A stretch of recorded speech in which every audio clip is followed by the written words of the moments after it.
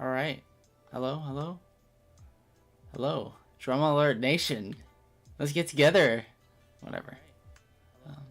Uh-oh, I hear an echo. Oh god, I hear an echo. It haunts me. Hold on. There it is. Okay, I stopped it. Ah. I put it to your I stopped your foul schemes. Anyway, hi, Eddie. How you doing? We all doing good? I plan to join the Discord in a few minutes, and then we'll get some conversations going. You know, should be fun. Should be real fun. Maybe I should promote this in other servers. Maybe I will. Hold on.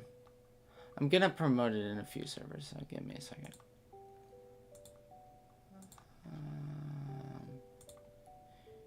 Here.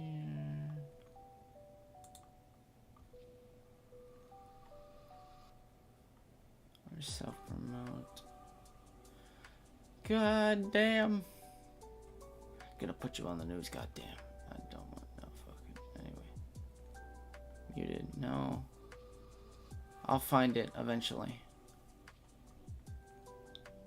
Should be up here. Yeah, self-promote, there it is. Haha. Found you. I am a clever bastard, I am. Alright. Promote that.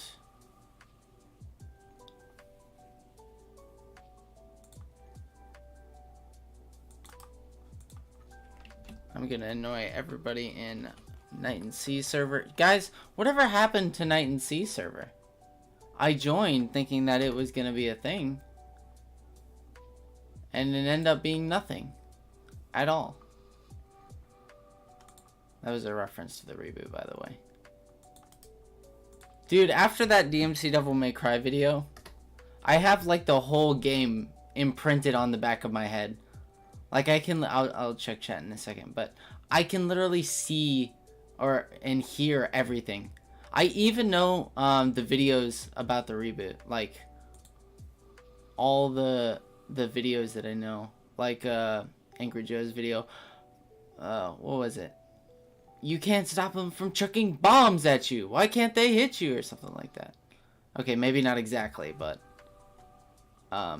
where is it? I'm trying my hardest here. Okay, self-promote. There we go.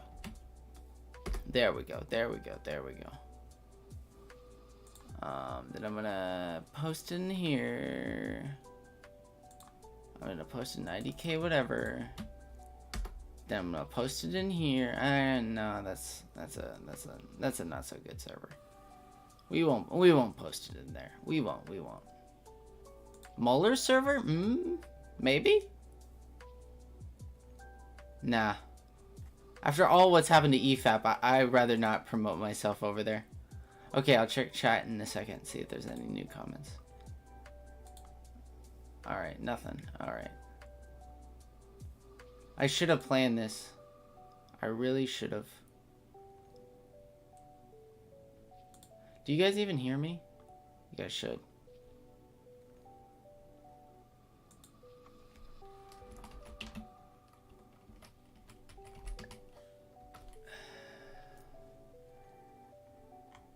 Oh, I need to show this to certain friends. So let's do this. Then let's do this. Back in the announcements because why not? Then we're gonna post it in here. Let's see if Hollow can join. If we get Hollow in here, that might be bussin'. Is that what the kids say now? Bussin'? Android Actual will probably... we'll see. Maybe I'll promote it to Kirk Boy. Just in case he wants it. BB Love.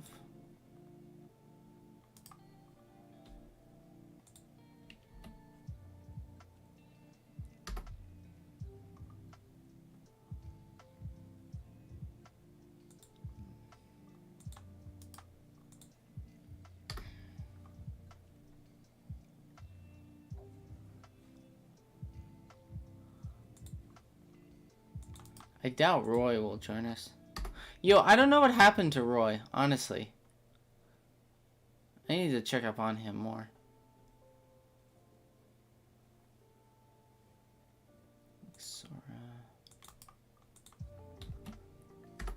I'll check the chat in a second. I'm just promoting it to a shit ton of people.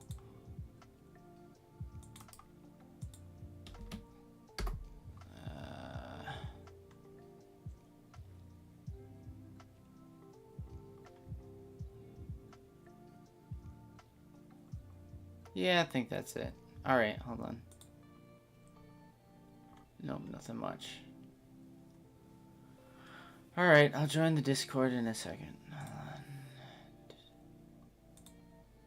A lot of hold-ons today. A lot of those.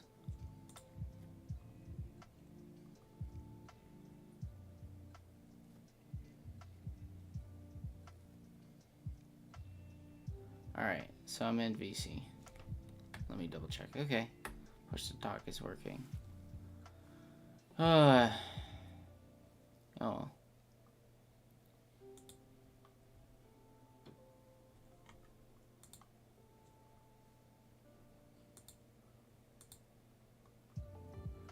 well. For being late, had church. Nah, you're all good. You're all good. You're here.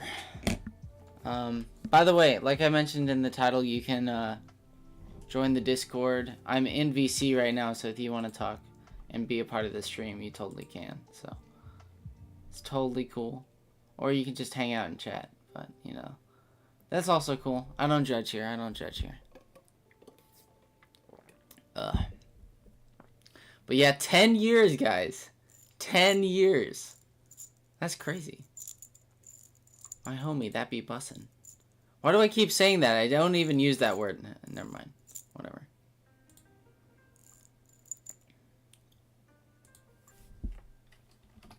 Good.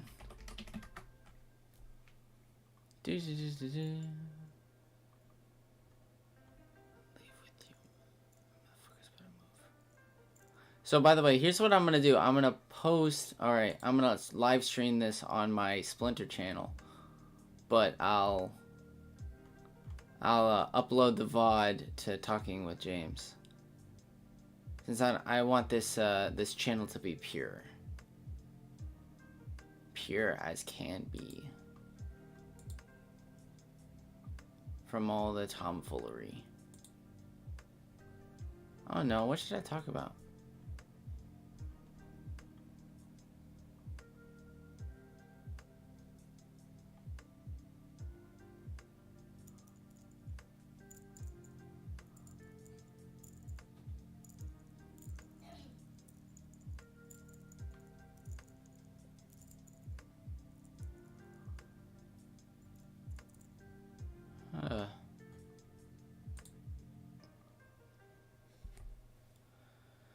Oh well.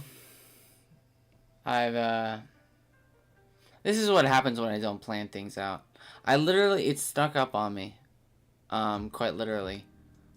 'Cause, believe it or not, it was yesterday actually. Yesterday I saw and I was like, hey, when's the reboot coming out? Surely I have enough time. And it's like, oh, the reboot came out 10 years ago tomorrow. And I was like, oh no. Oh no. That's not good. So I had to hastily plan everything. So, real fun. Real fun. So yeah.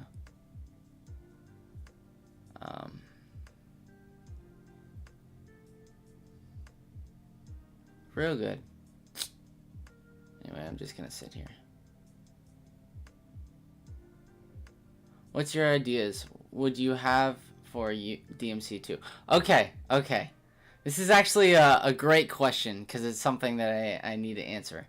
I said this a long time ago to Percival, right? I don't think DMC Devil May Cry needs a sequel. In fact, I don't even want a sequel. That may sound bizarre, especially coming from, it's literally the #1 defender and the poster boy of the game. I feel like the game would never be accepted, right? Because if it got a sequel, like a DMC 2 or its own spin-off series or like more games, it would only inevitably lead to comparisons to the older games. It would always do that. It would always come back around to, oh, this is it. It's not like DMC 5. Oh my god, it's not like DMC 3. The tech isn't as complex as DMC 4. Like, it's always going to live in that shadow. So my idea is for Ninja Theory to make their own title, like a spiritual successor that has the same combat mechanics, but under a different IP. That's my number one idea. I think that works far better. But my ideas for a DMC 2 would be to double down. Like, if I had to make a DMC 2 today, and what would be my ideas? My ideas would probably be adding more weapons, obviously, but just in general, have the angel and demon system play into a better role. Like, for instance, in the gameplay, angel and demon is only, like, sparsely used. It's only for, you know, just switching on the fly real quick. It's not really for anything special. But if I were to have a DMC Devil May Cry 2, it would definitely add the angel and demon element to the gameplay, like customizing your abilities and moves. That would be my ideal idea of a DMC Devil May Cry 2. But like I said, I doubt these things are ever happening. I'm okay to live in the timeline where DMC Devil May Cry never gets a sequel. I'll live. I have Hellblade. Alright, Hellblade keeps me engaged. Speaking of which, when is Hellblade coming out? I want a release date now. It's not fair. I love Hellblade, alright? In general, I love all the other stuff that Ninja Theory's made. So. But yeah, but was that answer to your satisfaction? Well, what are your ideas for a DMC Devil May Cry 2? I'm gonna put you on the news, goddamn. But yeah, I'm just chilling. Just a chilling guy. In a chilling world. Let's see. Did anybody get back to me on Discord? Nope.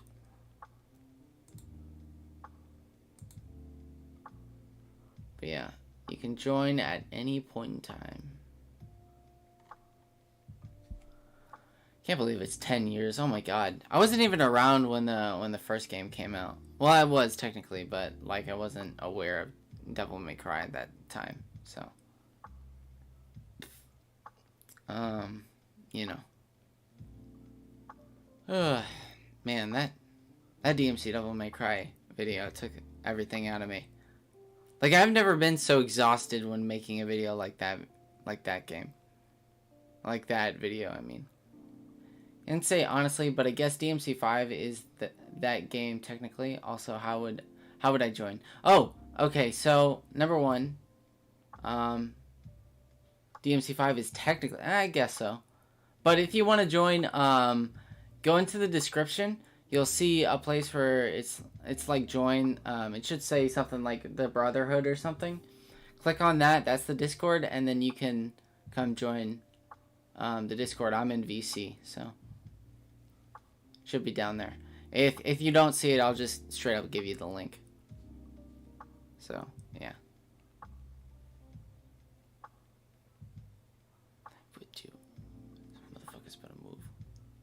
I gotta be careful here. If I sing a song, I might get copyrighted. To all hell.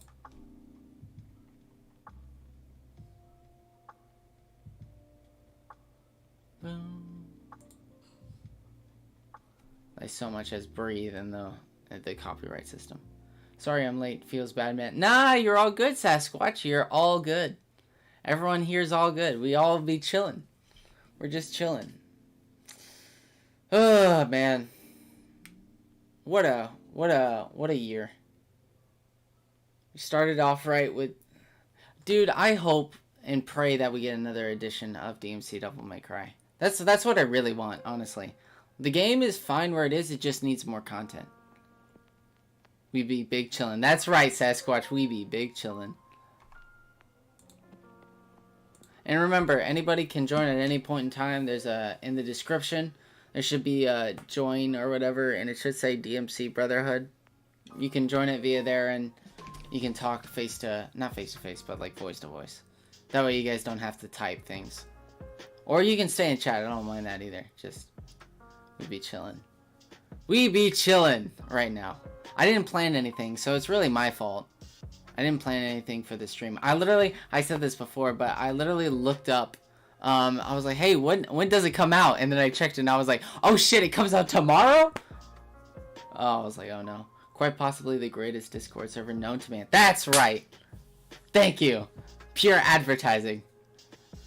Thank you. Truly. I've actually had that server since 2018, believe it or not. So 2018, can't believe that shit. Oh my god. And I remember it was just me and James. Like, it literally just started as a place just for me and James to talk. But it became something bigger. You know. Nice to see it's still going strong. Yeah, exactly. Like, the Discord server, especially in these past few, like, weeks, I'd say past month, anyway, has been, like, super active. I don't know why. I haven't done anything to spice things up. All I've been... Oh, maybe it's all those at everyone's about the Suicide Squad Kill the Justice League videos. Maybe those. Maybe that sparked a little, activity out of people, but... With all those ats, but, you know. We be doing good. But yeah, I'm really proud of this server, honestly. I'm proud of the people there and everything. I'm glad. I'm real glad. I'm glad that it turned out well. And it seems like it was the proper place to dump my DMC Devil May Cry video. I still don't I'm thinking about making a return or not at some point, but it's a very chill server. I very much enjoy interacting with the people there. Yeah, I know. That's the great thing, is that I've made sure to find some of the, not find per se, but we've come across some very good people. I still miss Snow. Snow was super cool. I don't know what happened to him. He just died out or something. Roy just kind of left the server. It used to be mostly me, Snow, and Roy. Like, we used to dominate a lot of the server. But it's not the case anymore. Now Hollow's kind of joined, and some of the others. Celeste. I think her name is right? Celeste. Let's see. Who's been talking recently? Tara. There's that new person that came in. That's very cool. Avenger Catfighter. Oh, yeah. Yeah, I've seen them talk a lot. Alias, ALYS, you know who I'm talking about. He came back. That's glad. I'm glad to see that. Cause he left for a while, cause he didn't like how people were treating DMC2, which is fair. I mean, I get it. Like, even though I think DMC2 is like a pretty bad game, honestly. It's obviously, like, the worst in the series, in my opinion. If somebody wants to praise the game, I don't mind that. Like, it's funny because, like, you can still hate and love something. That's okay with me. Like, I even think it's okay to hate on the reboot every now and again. Like, that's fine. There's nothing inherently wrong with those things. It's just the nature of the arguments and how you come off that's different. Because if you make some fucking wild-ass arguments about how, oh my god, guys, the homophobic Dante or whatever, you know, maybe I'm, or if you treat somebody bad. I'm here, but barely awake. Oh, sounds like fun.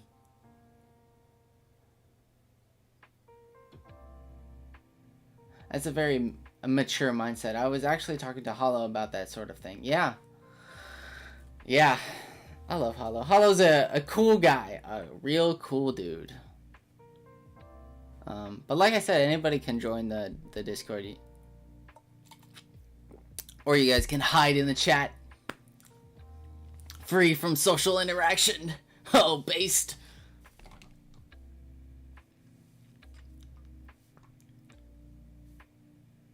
Yeah, no problem. No problem, Hollow. Based in red pilled. Bro, imagine. I think about this a lot. Especially after that, watching that Manga Carmine video, making the Manga Carmine section. If DMC Reboot released after 2016, it would have been such a nightmare. Like, you thought the discourse was bad now, just imagine how bad it would be. Like, everybody on the internet would have been like, they're turning this into a woke SJW game. And then everywhere, it's like, Kat. Who's Kat? She's just there for female empowerment. They say capitalism bad. I can't believe it. Oh my god. It would have been such a nightmare. Ugh. He wouldn't have survived. No shot it would have. It would have been somehow worse. I mean, the discourse is bad now, just imagine. It must have been a whole nother layer of the ninth realm of hell. Just to see that shit again. Even Senua probably couldn't fix that shit. She'd be like, nope. Dear God. If it weren't bad enough, exactly. Yeah, it's so scary. It's scary to think about. But that Mega Carmine video really made me think about that more. Cause it's funny, cause I don't think any video that I've seen that criticizes the overall politics of the game. Like, it doesn't call it woke. Mega Carmine was the first to do that. Cause every other creator might have mentioned the capitalism bad aspect that is being talked about, which to be honest, it's more of like a parody. You know, it's not supposed to be super serious, but you know what I mean. But yeah, Angry Joe mentioned it, but he didn't think it was woke or anything. It's Mega Carmine who thought about that, and it just gave me a whole new perspective. I was like, oh fuck, imagine how bad that would be. But thankfully, we don't live in that timeline. We live in that timeline where the discourse is only super bad. It's not extremely horrendous, but it's super bad, so I'll take that. I'll take that. Yeah. I just hope that we get a spiritual successor to this game. That's really what I want. I mean, a sequel would be cool too, but honestly, I just think it should be a spiritual successor. With Xbox now, acquiring Ninja Theory, I think they have the talent and the time to do it. Because Ronnie and Matt did make Bleeding Edge, and Bleeding Edge took several elements from DMC Devil May Cry and their other Ninja Theory games, so it's possible. I'm not saying it's not woke, but IDK why people think it's so woke. Also, while thinking it's sexist. Yeah, it's... I don't... Dude. Hello? Oh. What's up? Hey. How you doing, my guy? Doing alright. Recently playing some Devil May Cry earlier. Trying to clear on Devil May Cry 3. Nice. Very nice. How you liking DMC 3? Oh, I mean, well, I played them before. I just had the games, and you're talking about the reboot, and that just kind of made me want to go back and play the original ones. Nice. Well, that's good. I enjoy quite... I still have problems with all these games, but honestly, I still find myself coming back to them every now and again. I can't seem to figure out why, but something about this system that makes it so special. Oh yeah, definitely. What else? Oh yeah, but also about that video with Manga Carmine, or however you pronounce his name, basically. I don't know, it's kind of weird because I watch all his other videos, and for the most part, I kind of sort of agree with some of the stuff he says, but like when it came to DMC, I was just so surprised at how he basically, you know, approached the situation, especially since, like you said, it's been 10 years since that game came out, and he's just now talking about it, but yet he only has negative stuff to say. Like, I don't know, it's just weird, honestly. Yeah, that's what I debated over Android Axel for. I wish... Oh, did you know I got blocked by him on Twitter? Oh yeah, and that's also another thing. It's just like, I don't know, it's just, because like you said, all the other videos they made, all the other videos that people made, giving their critique, quote unquote, on the reboot, all of them were like, they were misinformed, but you can at least tell that they came from a place of, you know, they really did like Devil May Cry, basically.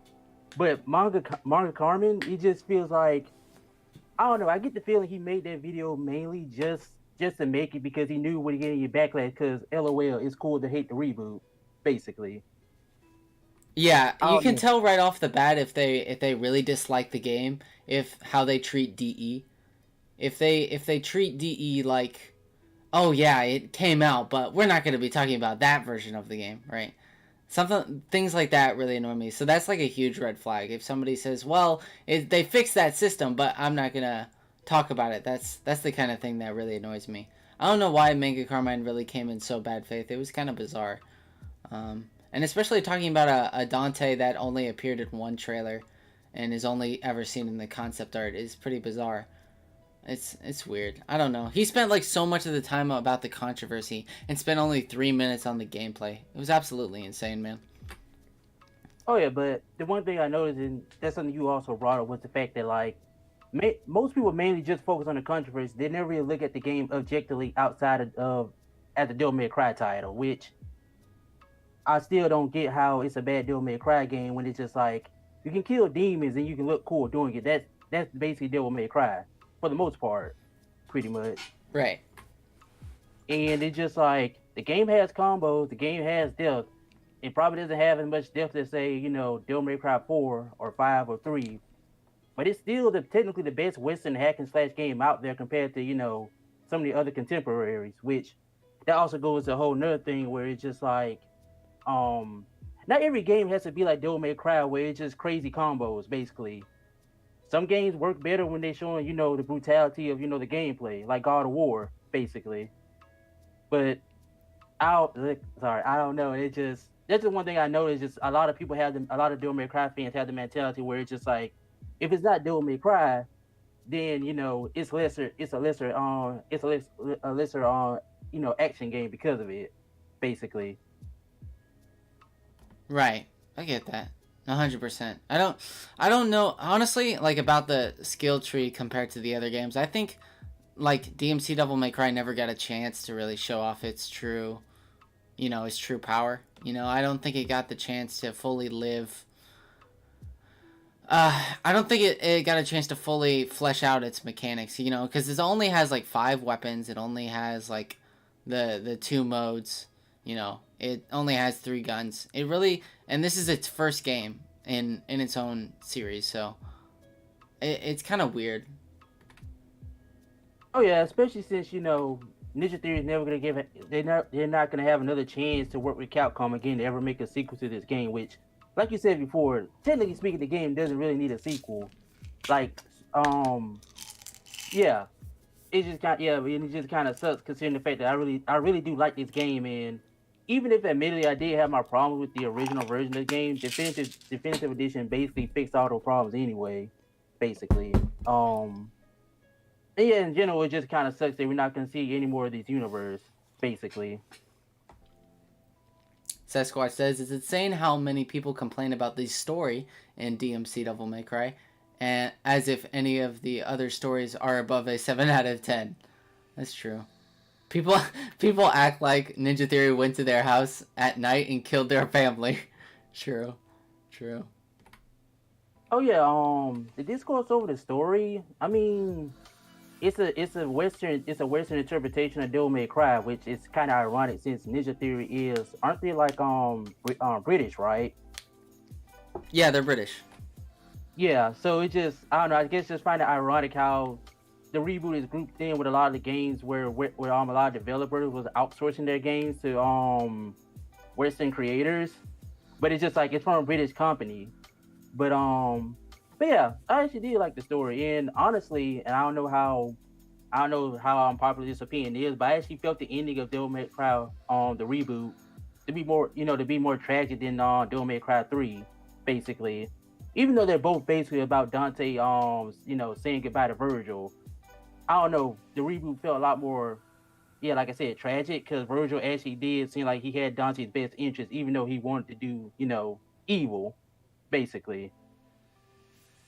Yeah, it's mostly because we get to see them together. We see them get to work together, and see them. The thing about the story is like the whole point of the story is to see how how they've kind of been lost. Dante's been a wreck basically his whole life, and Virgil felt the same way too. So when they split off, there's like a much deeper emotional connection rather than DMC3. Because DMC3, it's clear that like Dante loves his brother, that's true. But, it's kind of hard to tell considering they fight each other all the time. He seems to respect him as an opponent, but it's hard to see him as like a brother after that. Oh yeah, in my personal opinion, I think that one of the biggest issues I have with the original franchise when it comes to like Dante as a character is that part of me feel as though if you want to get the more fleshed out, I guess, interpretation of Dante, you have to really go into like a lot of the not outsource, but the extended material outside the games, basically. Whereas compared to like the games, you always, for the most part, you always see Dante being Dante. But as far as I remember, I don't really remember. Well, how can I say this? I don't remember seeing like parts where Dante was truly vulnerable. Not in the sense that he's getting defeated, more so in the fact that Dante isn't always, the really, arrogant guy that we see him as outside of say the very first game. But there's also like that was when Camille was behind the wheel, basically.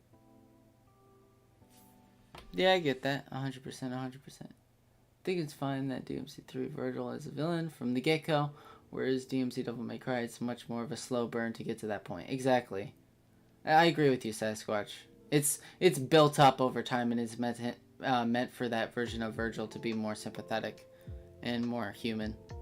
But, it's a shame. We'll never see these guys come back to play Devil May Cry characters again, which is kind of a shame. Because I think all the actors do a really good job. Oh yeah.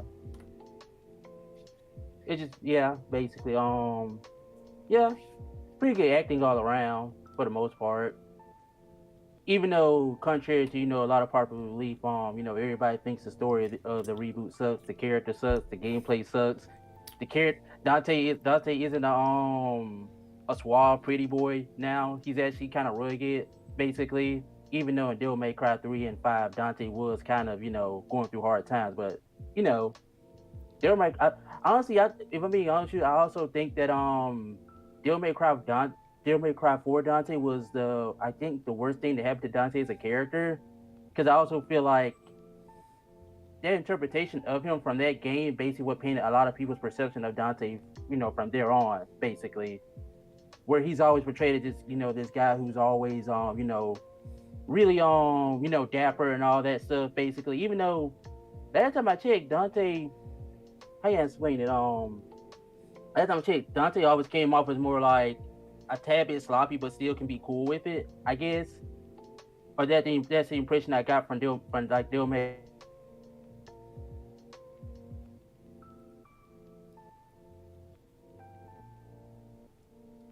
Are you there? Uh-oh. I think we lost him. Man down!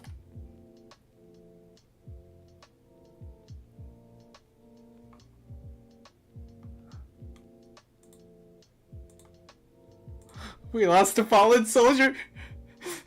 Rest in peace.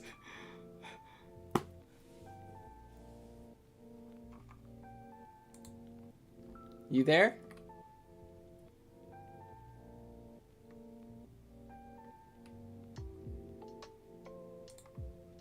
The thing is, respect, soldier.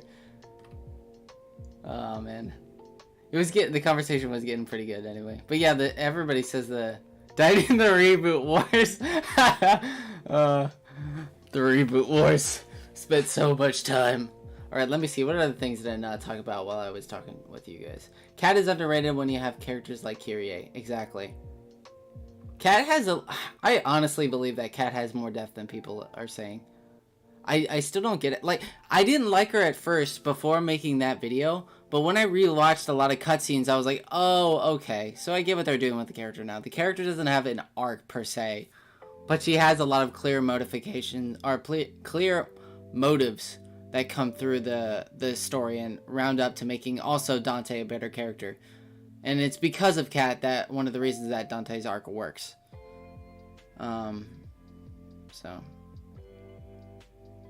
So yeah. Oh well. It's a shame. Metal Gear Rising and DMC Devil May Cry will probably never get a sequel. They came out the same year. They have their black sheep in their respective series. They're kind of spin-offs in a way. It has the die-hard fan base. I'd consider our fan base die-hard. Fuck. Whatever. Hello? You there? You back? Okay. God. I'm gonna need a new cell phone. But I'm sorry. Where did it cut off at? We were talking about the story and saying how the story sucks. Oh, Uh, but yeah, basically just a lot of people saying the story of the reboot sucks. The whole thing, even though, in my honest opinion, I personally do believe it's the best. It's the best story of all like the Devil May Cry games, basically. right. But yeah, basically. Hmm. So if Ninja Theory were to basically do like a spiritual successor to Devil May Cry, what would you have it be about? Ooh, actually, I've been thinking. Okay. I have a plan. All right, I have a plan. This is gonna sound weird, but I do want to be the one to catapult a spiritual successor to DMC Devil May Cry, and I think the first way to do it is to have a pre-existing source material, like a book. Like I'm already, I've got a plan, Arthur. Shut up, Sketchwatch. You haven't heard out the plan yet. All right, so basically, I've already tried writing books, and I continue to do so. I'm already like 30 pages into my current book, so I'm gonna try my best to make a book vaguely kind of similar to the reboot, like similar stories, but deal with something different. I don't want to spend too much of the details because I don't want to jinx it, but then as a book, if that sells well, then get Ninja Theory to adaptate the source material and then get it to backed by Xbox, because I think Xbox really needs exclusives right now. And if Ninja Theory were to create a new IP based around the ideas of the gameplay of DMC Devil May Cry, I think it could really work. I think a lot of people saw the Ninja Theory getting bought by Xbox as a bad thing, but it actually opens a shit ton of opportunities.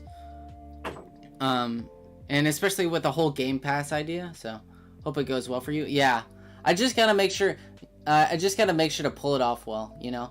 I want, you know how we keep on saying we should have a parody version of Tucker Carlson? I want to have a parody version of Tucker Carlson. I just want Tucker Carlson, like you know how you fight Bob Arbus and he's like, fuck it, we'll do it live. You know, Tucker Carlson will be there. He's like, we have to protect our legacy Americans and shit, and he'll just have his mouth wide open, you know, most of the time with the he'll do that. Would that be a cool boss fight, guys? I think it would be. You gotta fight him in a giant TV screen. That would be sick. But yeah, that's the plan so far. I don't know if that'll work out, but I do plan to be a book writer. I don't plan to give up on the ideas of DMC Devil May Cry. Fight the good war, the war on Christmas. That's right. Oh my god, the war on Christmas. Imagine that.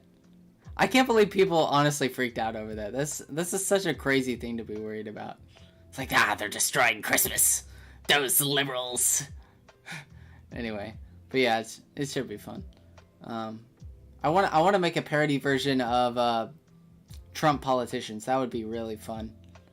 And like make believe communists. That would be fun. Communists that don't really play a part in the story. To think of it, you said happy holidays. I say Merry Christmas and Happy Holidays because I like both terms, honestly. I like both. I don't. It's for people that like don't celebrate Christmas, but I also say Merry Christmas. I like Merry Christmas though. It sounds more wholesome than Happy Holidays, honestly. But yeah. Anyway. Yeah. But yeah, that's the plan, guys.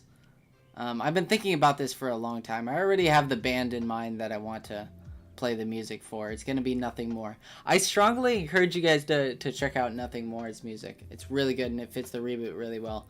The problem with DMC Devil May Cry, it's not so of a major problem, but I think Combat Christ was the wrong fit for this game. Because listening to like all their music, I think their music was did not fit what they were going for, because originally they were there for the electronic music, right? But that ended up shifting into alternative metal. And the thing about Combat Christ is they make good electronic music, like dark synth music, but as soon as they get to alternative metal, it's good, but it's not great per se because it's outside their comfort zone. They still did a good job. Like, it's still a good soundtrack, but it's not like one of my favorite Combo Cry songs, not by a long shot. So, you know, I think they needed a different appeal, but yeah, that's the plan, guys. That's the plan. So if you guys see me and there's a similar game coming out, I'll let you guys know. Okay, we'll be in on it together. Okay, but I have to write my first book to pull it off yet.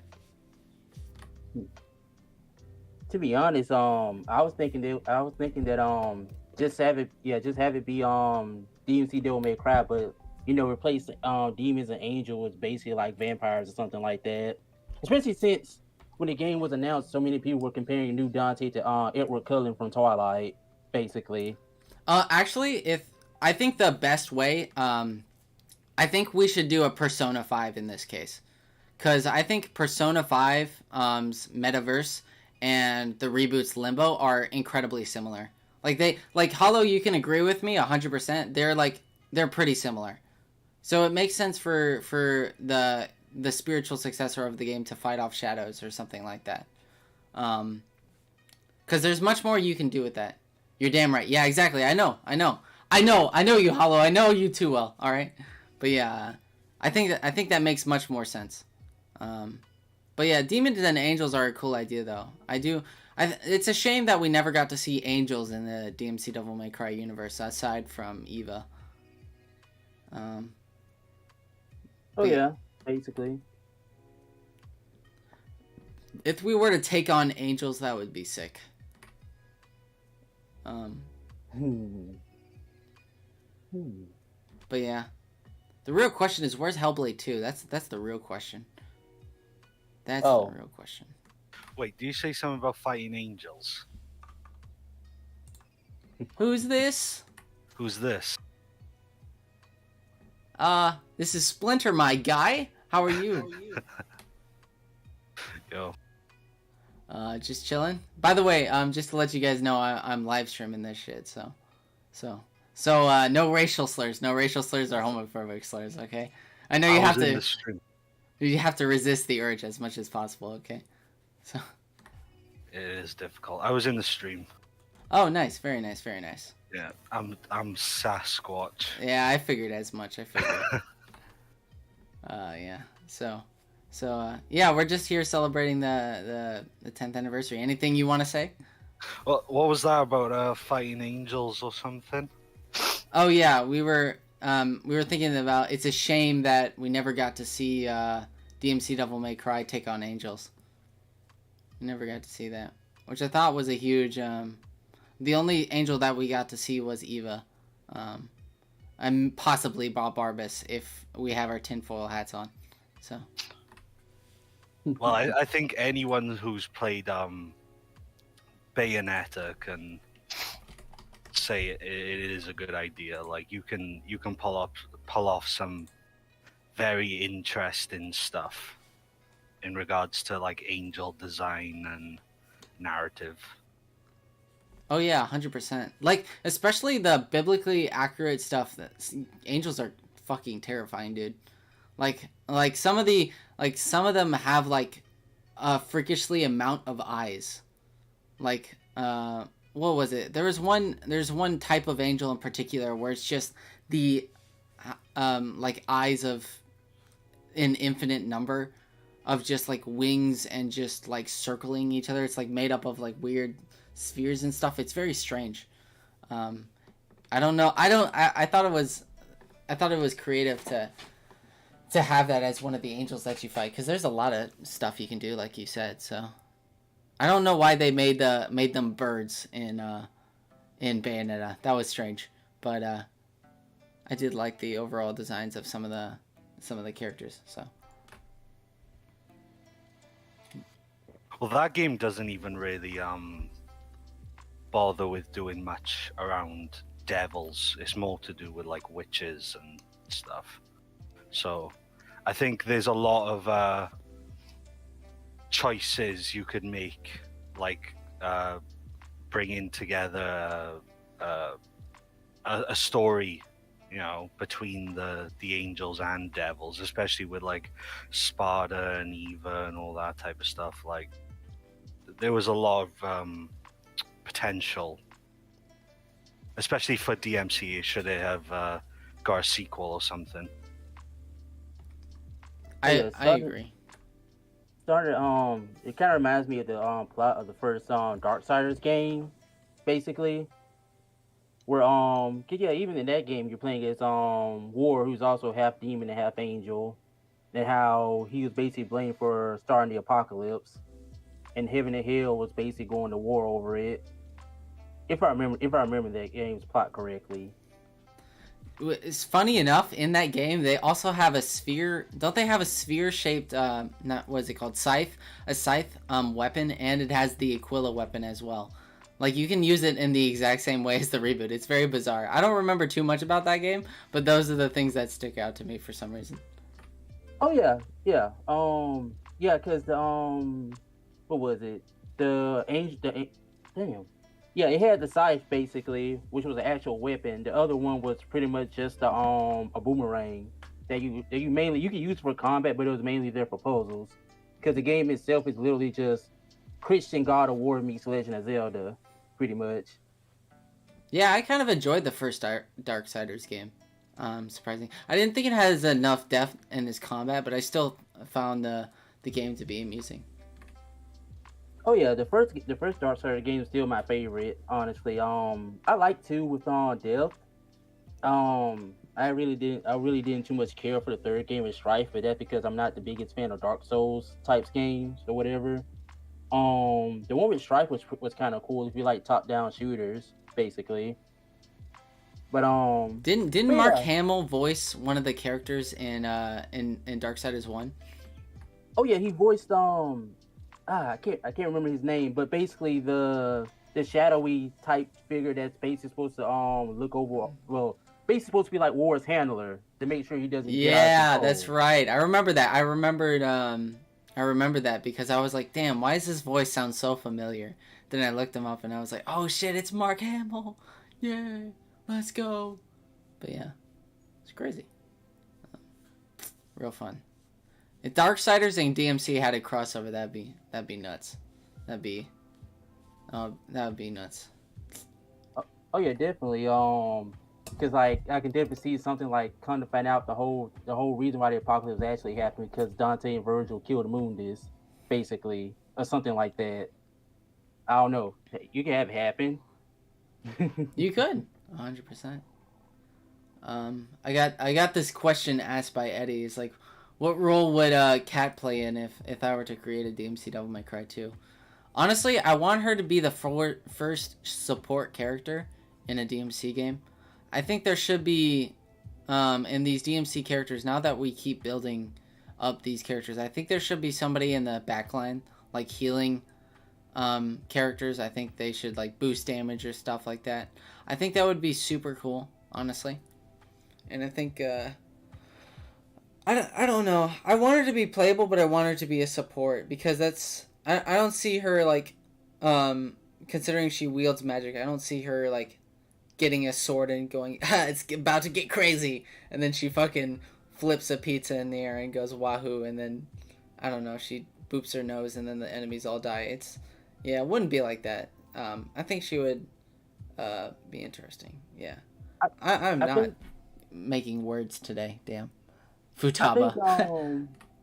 I think the way V plays in 5 would fit her a lot better. Yeah, Basically like yeah, like doing like summonings and all that stuff. But actually like have her actually be fun, basically, compared to V.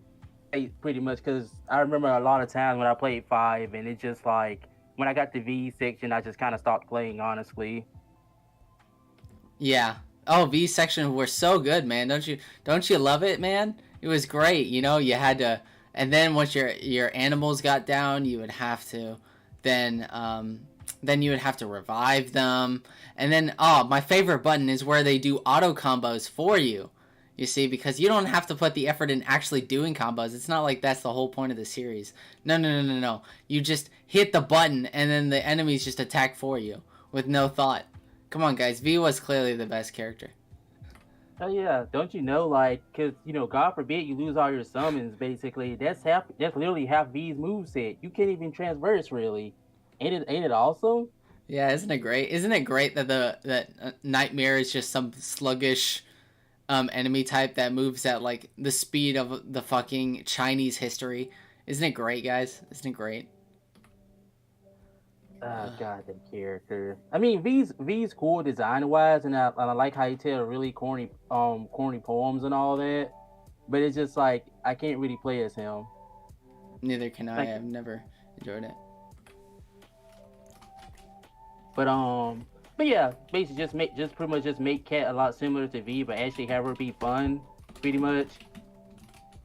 But yeah,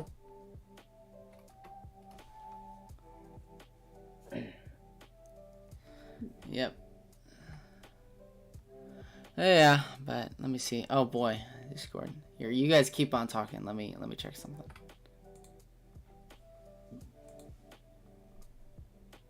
so how you guys feeling about the Suicide Squad game? I'm hopeful.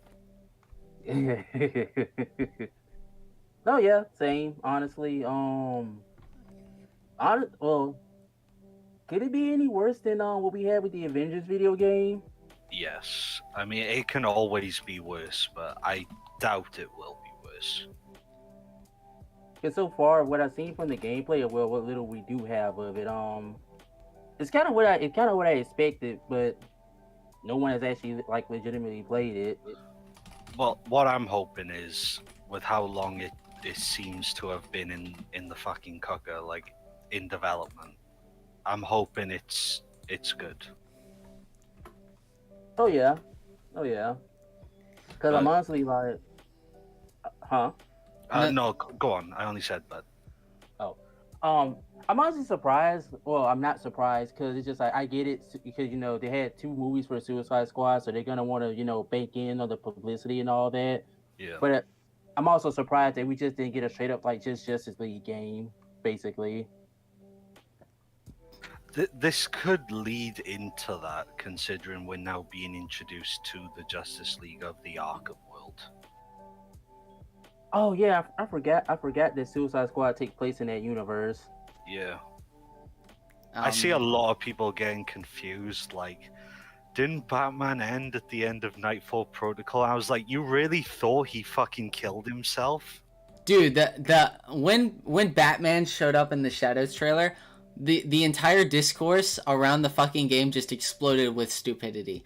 I can't tell you how many comments and YouTube videos I saw, and he was like, "Wait, I thought he was dead, man. I thought they killed him," and I was like, "Oh my god." It's even more apparent when Harley literally says, "Hey, Bruce," or something. And it's like, how dumb can you guys be? Clearly, they didn't watch the full ending of the game. Maybe they thought it was Azrael at the end. They were like, "Ah, fuck it, it's probably Azrael." They must have watched the ending though, because they thought he was dead.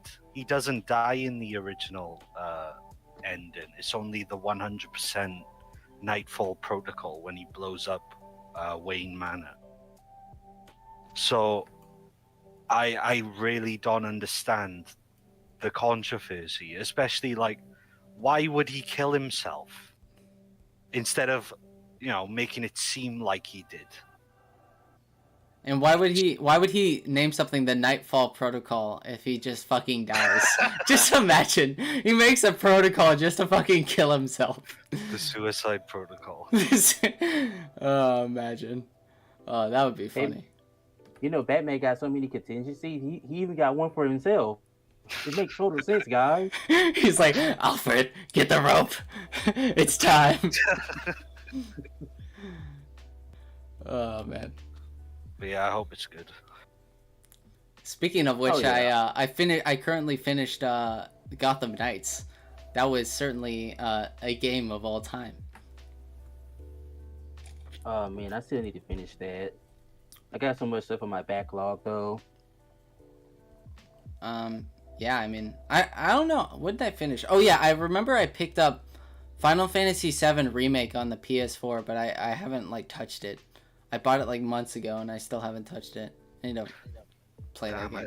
I think that was actually on PS Plus for free a couple months ago. Really? Yeah. DMC 5 is on PS Plus this month. Yeah, I originally got DMC 4 and DMC Devil May I don't Cry have on a Game Pass. PlayStation, but you just Oh naturally wait, I didn't see these hit things. the button. I need to hit the button. Hit the button, Casey. Okay, I will. Sorry. But yeah, I said that Game Pass. It was like DMC 4 and DMC Devil May Cry were on Game Pass for a while,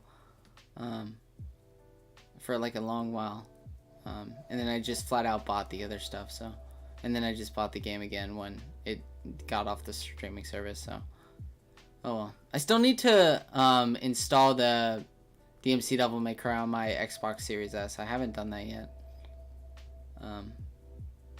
Shit. I bought like all 5 games on my PlayStation. I didn't have the reboot, but Nice. Well. Oh, I can finally play the DMC5 SE. Oh, Blue Rose. Nice to join you. I can't even English today, man.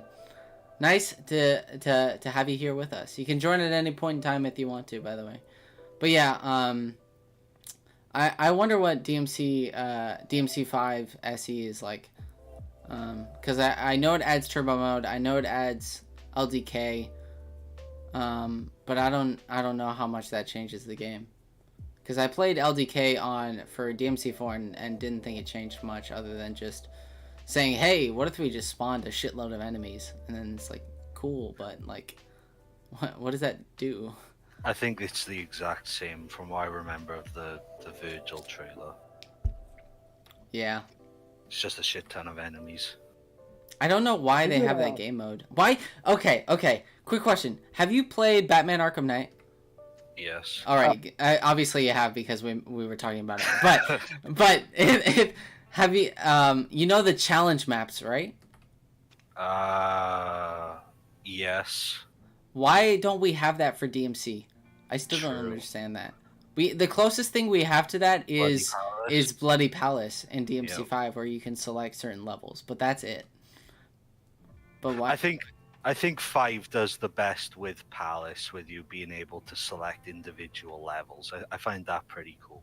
I do find that cool, but I still want challenge maps. You know? Yeah. In a fucking co-op mode. What kind of what kind of co-op mode is like, hey, you know, you can watch your friend play the game, but you can't actually play with them, and it's like, oh, thanks, game. Oh yeah, you know, ignore that that Ninja Gaiden and Bayonetta basically already did this, pretty much. It's just like, why can't Devil May Cry get with the program? I mean, we're in the 2020s now. We should be easily having co-op functions. Especially when they'll give it a shot. When they're like doing stuff with DMC as well, like the co-op Bloody Palace, like, you know, I think it should be done for the next installment. It should have been done for the last one as well. I personally, I just wouldn't be surprised if it just has more to do with the fact that like Capcom doesn't really, how can I say, like Devil May Cry makes money, but it doesn't make money like Resident Evil or Street Fighter. So they probably don't see no actual point in, you know, putting time toward developing that kind of thing for, you know, for Devil May Cry, basically. Yeah. I mean, DMC5 sold 6 million copies recently, so clearly there is. The problem with DMC right now is that nobody is leading the charge for DMC games other than Itsuno. But Itsuno's too busy working on Dragon's Dogma 2, so, like, nobody else is there to guide. It was supposed to be Ninja Theory, but we know how that went. So, fun.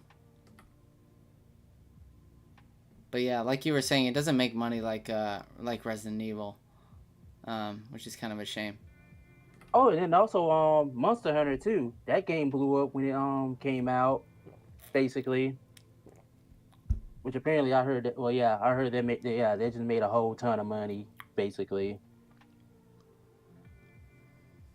I mean, I bet Capcom loves making money. All these companies do, so nothing wrong with that, I guess. Capitalism. Yeah. But hey, it's awesome that we got Virgil again for like the third time. We even had to we can actually pay for him separately now. Stigma. I know it's a Yeah. valid complaint, but I still fucking love it. I love Virgil. I know, he's awesome. Yep, true. I mean, I just don't. Why don't they just why don't they just add Virgil in 5 right off the bat instead of V? I don't understand why they took the direction of like, hey, here's a character that sucks in every possible way. Let's make you force play as that character. That way, if they made a special edition, they can actually add more to the characters. Like they could add like a weapon for Dante, a new breaker for Nero, maybe a new weapon for Virgil that isn't just the same 3 weapons over and over again. That would be nice. Yeah. Oh yeah. And some variety on the fucking sword attacks, because it's just the same shit from 4. What if they do that again for DMC 6? Imagine. Well, Yeah. I'm actually kind of hopeful for 6, given how they've gone with Virgil's character in 5 and the whole story. Like, hopefully, instead of V now, we'll get switches between Nero, Dante, and Virgil teaming up against some fucking evil. That would be fucking awesome. I hope so. That would be great. But the problem is that Insuno said this is the end of the Sons of Sparta saga. Yeah. Good reaction. That's my reaction too. Don't worry. So Just- you guys decided for dead weight though? For what? For what? For dead weight? Dead weight. Oh my god.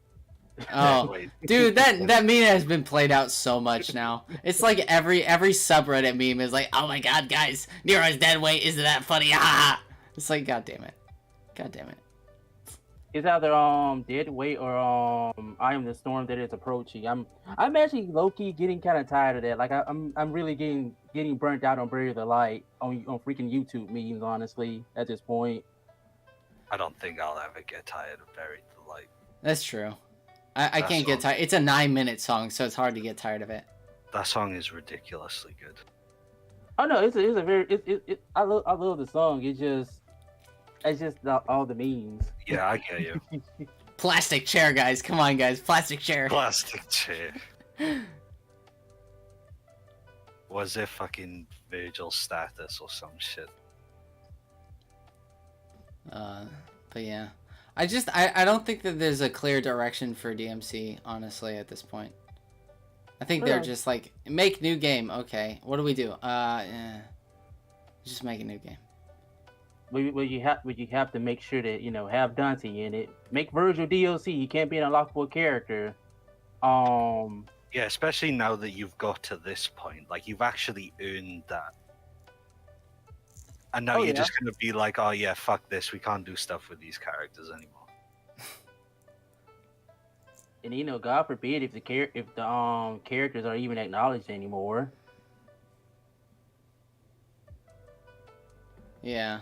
And everybody in chat agrees with us. It's like, we need a direction for this series. Like, there's no narrative cohesion. It's just, this happens, and then this happens, and then Dante comes back, and then this happens again. Like, I don't know. There needs to be something more than what we got right now, because right now it's just It's very bare bones. exactly, yeah. Basically. I mean, DMC4 was basically just the beach episode of every anime. Oh yeah, but basically just Devil May Cry just wanted to basically really be like Bleach, pretty much. Cause that's literally how I view that game. Is basically just Bleach with a Devil May Cry skin. Honestly, still love 4 though. Basically. Oh man.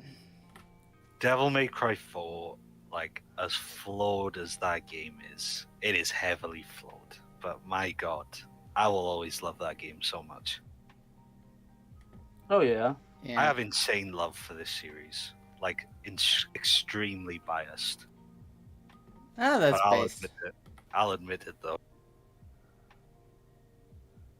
I just DMC4 was just is just hard to pick up. That's all. Like, Nero's easy to pick up, but Dante's the. I wish Oh, they yeah. reworked Dante a bit more to make him a bit better. Like maybe gave him new weapons and not ridiculous moves like the fucking gamer chair that he's got. It's so fucking ridiculous. The skill curve though in that game is ridiculous. Oh yeah, that's the best part. I want skill curves, but I also want, you know, useful moves instead of just the whatever the body shield thing that he wears. The fucking body condom or whatever he gets with Royal Guard. I don't know. Oh yeah. What do they call it? The menace. Dreadnought? Hey, do you want to play Devil May Cry, but you can't roll or jump? You can just walk menacingly? Yeah, they'll really the demons will really get scared shitless. You know, just walk towards them. That reminds me. Have you guys ever played Prototype? Nope. Yeah. What is it? What's the best way I can describe it? Imagine like Hulk Ultimate Destruction, but you're basically playing as a symbiote. I guess is the best way I can describe it. But reason why I bring that up is because one of the abilities you get is basically something like super armor, but you can't roll or dodge or anything like that at all. Basically, that's just kind of what Dreadnought reminds me of, where you basically you getting increased defense, but you're losing you're losing your movement basically. But yeah, basically just that little comparison I just remembered. Wait, sorry. Comparison to what? What was you comparing that to? Like how in Devil May Cry 4 when you use Dreadnought with Dante. All right. Yeah, then Prototype has something similar where you basically you can't roll or dodge or anything like that. I think ideas like that work much well in other games. Like, I think in DMC 5, having something cool be at the cost of like player expression isn't very much a good thing.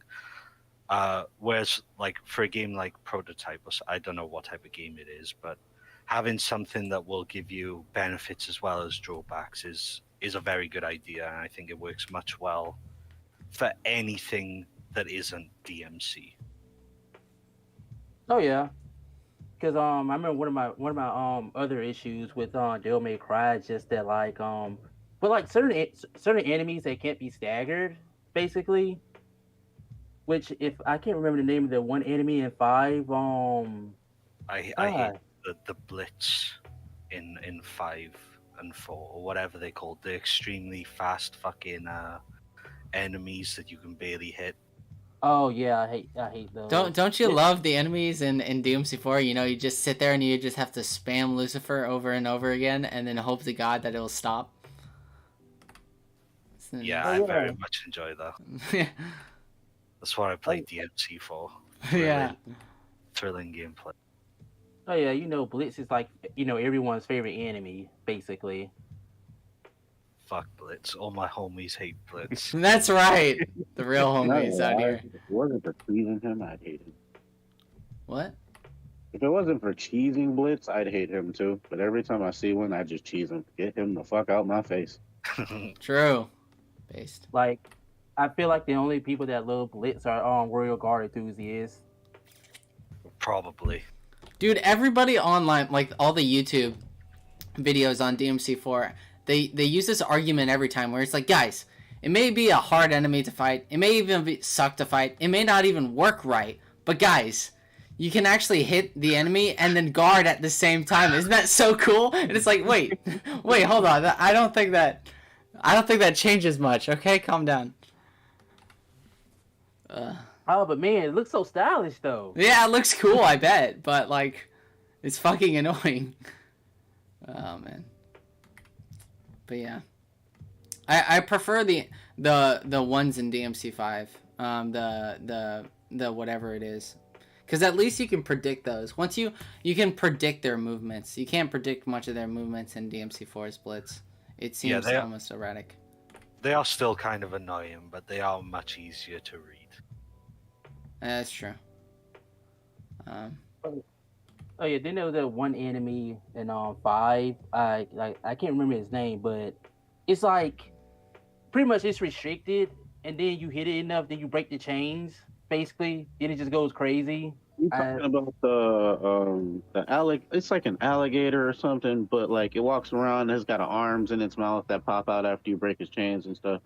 Yeah, that enemy. That thing is, yeah, I know what you're talking about. I know which one you mean.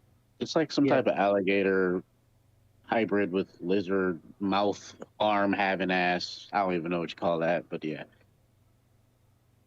That enemy and the one enemy from Devil May Cry 1. I also can't remember what they're called. It's the one that's like Nobody's. Yeah, nobody's. Screw those guys. They have the hands on top of their like heads Yeah. and shit, like their body. Yeah. I mean, those are not too bad though. I'm not gonna lie, they're not bad. To me, they're not bad. You can actually juggle them and do shit with them. Like the other one you was just talking about, you can't even get him off the floor. You just have to like low ground JC can't like you just have to beat the shit out of him near the floor. Like there's no other way to play around him, and it's kind of annoying as sometimes I don't even like seeing him. I'm like, bro, I'm just gonna jump cancel and fucking like side switch 24 times. Dude, just die. Yeah, basically. Oh yeah. Also, so if you guys had a choice, which game would you want to get a remake? DMC 1 or DMC 3? I'd say 2. 3, Okay. yeah, because 3's already got a great system. All it needs is just like some modern day mechanics and adding a few more things. Like it could work. Like they've already added a Switch version where you can switch between all 6 styles and all the weapons. So That's the one I have. But I mean, I'm not gonna lie, they kind of did it wonky though. Like it works, but it's like the Switch's layout. Okay, I play claw on both sides of my controller, so it's like I can't claw on the left side with a Switch controller or like a Switch Pro controller. So it's like it automatically almost ruins being able to play Dante efficiently how I usually would on like my PC or some shit. So it's like annoying in a way. Yeah. I think it's cool to at least have that ability to like play on Yeah. the go. Yeah, definitely. It definitely is cool. I'm not gonna lie about it. Like I definitely do play this shit. Like if I'm at work and I got time, or if I'm on break and I still got some time left, I'll definitely pull this shit out and play Bloody Palace or something. But Yeah. that's the cool thing about the Switch is that you can bring it anywhere. You know. Yep, definitely. Oh yeah. I mean, with the Steam Deck now though, like, can you? Oh yeah, the Steam Deck is way better. But... Would you be able to like mod the? Yep. add Yes. it- Damn. Oh, Yep. that's you can mod this sick. shit on Steam Deck too. Yep. You can even get emulators on the fucking Steam Deck. So you could play like Nintendo Switch games on your Steam Deck. Like I could actually fucking play DmC Devil May Cry on the go if I wanted to. That'd be fucking, True. bro. I'd lose Base. my fucking mind. I'd lose my shit. Work? What work? I'm playing the game, bro. Ugh. But yeah. But yeah, I do get Devil May Cry 3 even after all these years still hold up amazingly well. Yeah. Basically. Yeah. Oh yeah, 100%. I had a video a long time ago planned for DMC3 where I would go over not every single loadout, but like most of them, because I thought it was such an interesting idea to have. Like the thing that annoys me about modern DMC games is that like DMC4, DMC Devil May Cry, and DMC5, they all like technically have the same loadouts. Technically, it's not. Like, you can customize it in 5, but we all know that we all go with 4 weapons, 4 guns, and 4 styles. Yeah. So it's Pretty much. yeah. So basically, like I think that we should in the future we should make more DMC games. You know, play differently with like either more weapons or styles or like something more to give each Dante player like distinct. You know, Differences in like play styles and stuff. yeah, like customizability. Like it's funny, we know see it what all you over first-person shooters, but I feel like we should have it in character action games. Yeah, makes sense. There's a bunch of fucking titles that okay, I get what you mean. Yeah, that would be so much. It breathes so much more room and more like. I mean, okay, I get like 4 weapons. is like, okay, you think in your head like there's so much shit to do, but to be honest, at a person getting into the game, or even a person that's kind of mediocre at a game or have been playing it for a little bit, there can be some things that can be learned from dropping certain weapons and going to a lesser amount of weapons to understand greater and then move forward from that. So it's like in DMC4, I'm not gonna lie, I started off real bad because I am not a Dante player at all. The only Dante I'm really good at is DMC Dante. So it's like I cannot play DMC4 Dante or 5 Dante to a degree like that at all. Same. But I'm not a if, Dante player at all. Oh yeah. bro, I'm booty cheeks. Like No, I'm you can actually play I'm the DMC5 Dante a little. I'm Before the I only am one out fine. here, I guess. I love playing as Dante. I I love have him. struggles with playing him in 4, but I love playing him in 5. I think he's the best character in the game in 5, honestly. I think like go on, definitely. sorry. No, go ahead. I mean, I love him in 5. Like, if I could, man, if I can get my how can I put it, my brain dead self or my old self to get these fingers to move to play Dante efficiently, man, I would play him way more. He's definitely a fun character. I like him. He's always gonna be that guy. You just always gotta love Dante. I mean, there's nothing to dislike about him. I'm just mad that I didn't put as much time as I did learning the game as I am now trying to learn. Well, I'd suggest something called the Xbox Elite controller, my guy.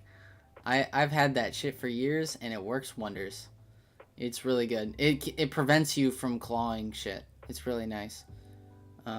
I don't know why, but I honestly really I think the Elite controller should be a mainstay for character action games, because in a character action games you need to be on the arrow buttons in order to do stuff, a and lot. like it takes Most of the time time. to yeah, and it takes time for you to move your finger from the movement button to the bottom of the controller, versus the Elite controller just has 4 buttons already on the back.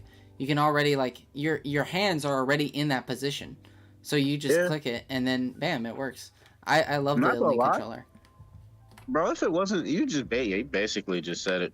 I was just about to say, like, if it wasn't for me playing, like, Nero, like 5 Nero and playing DBS, like, I would not have gotten used to hitting the fucking D-pad with my index finger and clawing, and then being able to. I kind of took that. Bless me. To 5 Bless you. Dante. Gracias. I took it to 5 Dante, and I've kind of been able to get better with him. That's why I'm saying I'm not too bad with 5 as 4. But it's like, I don't know, with 4, it's more of a, I don't know, that dude is, the amount of shit he could do is just, 4 is different as a whole. I'm like, nah, 4 is like a nightmare trying to learn. 5 is definitely a lot easier. So I've been trying to work with 5 more, but 4, yeah, I'll try eventually. I think with Dante specifically, like the D-pad is so crucial to the gameplay. With how often, especially if you're a high-level player, Oh yeah. you're definitely. constantly switching between styles. If you go watch people like Mello or Donguri's go. Dongari, yeah, like bro, it's fucking nuts. I'm sword, trick. I can't, bro. What? Yeah, Dante sounds like Hello? he's having a seizure every time he fucking Well, no, switches. like- Sorry, And then when people start doing like, like the big scarecrow like in 4, where people start like where Dante's just like sky starring and shit around the mother. I'm like, dude, I can't. What? All I hear is trick sword. What do you mean? Okay, guys. If we think it's confusing from our point of view, imagine the demon's point of view. All of a sudden they see, okay, I'm about to fight this guy. And he goes, trick sword! And it's like, he's flying all over the place. He's like fucking guard flying and shit. And it's like, what's going on? I just quit, bro. I'm putting the controller down. I can't fight back. What do you mean? There's no point in actually playing the game. If I was playing in the point of the scarecrow, there's no playing the game. If I'm facing Dongari, I die. Like, there's no... Oh, imagine having Donguri as a boss fight. That would be actual hell. Man, I wouldn't want nobody as a boss fight. I wouldn't want Smoke as a boss fight. I wouldn't want Nello. I wouldn't want Ned. I wouldn't want no man. A lot of people in this community. No, thank you. I'm good. Could you Get my imagine ass beat. if PvP was a thing in DMC? like a Dark Souls. I think it Kind of. should be. You know I don't. what would be I think it's so long much fun? past for us to not use it. I don't know why people like if I were to make that spiritual successor, one of the first things that I do for like the end of the game's content, or one of the first things I do, is add a multiplayer. There needs to be co-op. There needs to be proper co-op, and there needs to be multiplayer. It would Oh, be yeah. so good. Man, be able to either fight with your friends or just go through the story and style as different characters with your homies. Yeah. I go to Bloody Palace and be able to go through the Bloody Palace with your homie. Yeah, that's fucking yeah. I'd do that shit all day long. It would give incentive for more sales and like replay value as well. Replay value would be out the roof because to me the game already has replay value just because of all the shit you can discover and shit you can do in the DMC games. So I play the games nonstop already. If you added that, I'd never get off the shit. Oh yeah. I would also like to. I also wouldn't mind the idea of like more DLC characters, kind of like how fighting games do, basically. Oh, Yeah. definitely. 4 kinda did that a little bit. Like they added Lady. Trish, Lady, and I actually fucking like Trish. I mean, I liked Lady for her to be there, and it was kind of fun to play her story for the first time. But you know, I actually do kind of like playing a little bit of Trish. Trish is one of the actual characters I know how to use, other than Nero in 4. Oh, yeah. Trish, And, I think a lot of the ladies have potential. Honestly, like if they were to get a proper DLC, I think that there's some stuff that you can work with. You know. Yeah, definitely. Ladies, I mean, for me, I don't know why. When I first went through like the story with Lady in 4, I never really had thought about it, like trying to actually style with her. I was just running through guns and having fun, just going da da da da da. But like over time, I realized there are some things you can do, and then I was like, okay, I'm not gonna try to break my brain on this, but it definitely kind of opened my eyes up to seeing that she wasn't just a bullshit character. She can be pretty fun to play. So yeah. Oh yeah, I definitely love to see them bring back Lucia and give her another try. Oh my fucking god, I love Lucia. If Lucia, man, bring Lucia into the damn game, please. Like, Yo, Lucia's got her own like subsection of the fan base for some reason. Like anytime there's like a new DMC related content, it's like, oh, guys, is it Lucia? It's like, god Bro, damn it. like I want Lucia so bad. Like females, one of the female hunters, give me, bro. Either give Kitty a pan, like Oh, man. and let her Oh, look that'd be demon, sick. or give me Lucy. One of the two. But some female about to get out here and start fighting because I'm tired of looking at all these men cheeks out here. Okay, like I'm not being funny, but like, look, there's like 4 dudes in the room and ain't no like, bro. I'm upset. And then the only time you get to see the damn girls do anything is in a damn cutscene. Man, what do you mean? In 5, they're literally reduced to eye candy. It's bullshit. It also doesn't help the fact that I remember when the trailer for Devil May Cry 5 came out and they show like Nero fighting this angelic looking demon. I'm just like, oh, that could be Lucia. That's totally Lucia. It's totally not anyone else.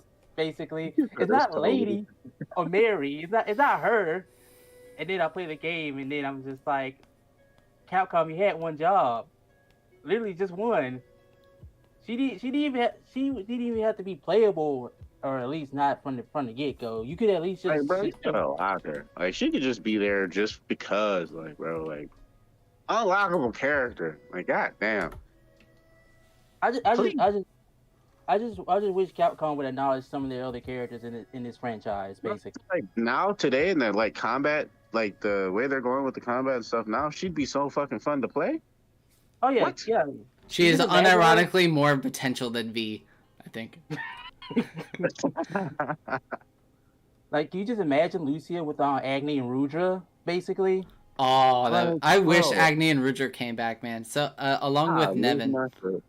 I'm not gonna lie, I have Virgil. I have that mod that changes Force Edge to Agni and Rudra.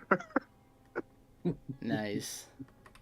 I couldn't, bro. I'm not gonna lie. Just what he like, my man was talking about a little earlier. Like the same fucking sword, same weapons, same moves. I got tired of this shit too. That's why I was looking for certain mods that changed some of the move sets for him. So yeah, I agree with that shit from earlier too. I'm tired of the same fucking weapons, same moves, same shit. Same blister, same sword choices, like blistering swords, sword that pops them up, sword that rains down, slows them. We've had that shit forever. There's also another thing. If they ever somehow through like the grace of God decide to bring the girls back, I would also love for like since obviously Trish can't wield Sparta anymore since Dante has it within him now literally. Oh I yeah, love to see Trish wielding Alistair since it's an electric based sword. She used electricity or lightning or whatever. Oh, Alistair. okay. I love Yeah, Alistair. I think it's you super make sense, underrated. my friend. You make sense. You make good sense, my friend. I like that one. That It's was just like good. oh That was yeah. good. Oh yeah, then if I say Lucy, Trish actually would have like a full on like actual devil trigger this time instead of having an aura since she's using the weapon basically. Yeah, I didn't like that in 4 at all. I'm like, bro, what the fuck? And when I first realized it wasn't a double trigger, I felt stupid. I was like, wait, this whole time I've been popping into thinking I'm getting like health back or some shit. Like, no, this is not one of those. This is just one of those like you hit the button, you get stronger type thing. I'm like, oh, okay. And I still don't know what it does. I still don't know what it does. And I play her Oh, low key. I play her kinda, and I don't know what the fuck it does. but yeah, there's a lot of missed potential with some of these characters. Like if Capcom were to bring them back, don't just do like the bare minimum. Like literally, don't just copy and paste Trish from 4 to 5. Oh Basically, no, like if they do that shit, yeah. I mean, they did kind of do that shit. No, think I about mean, it.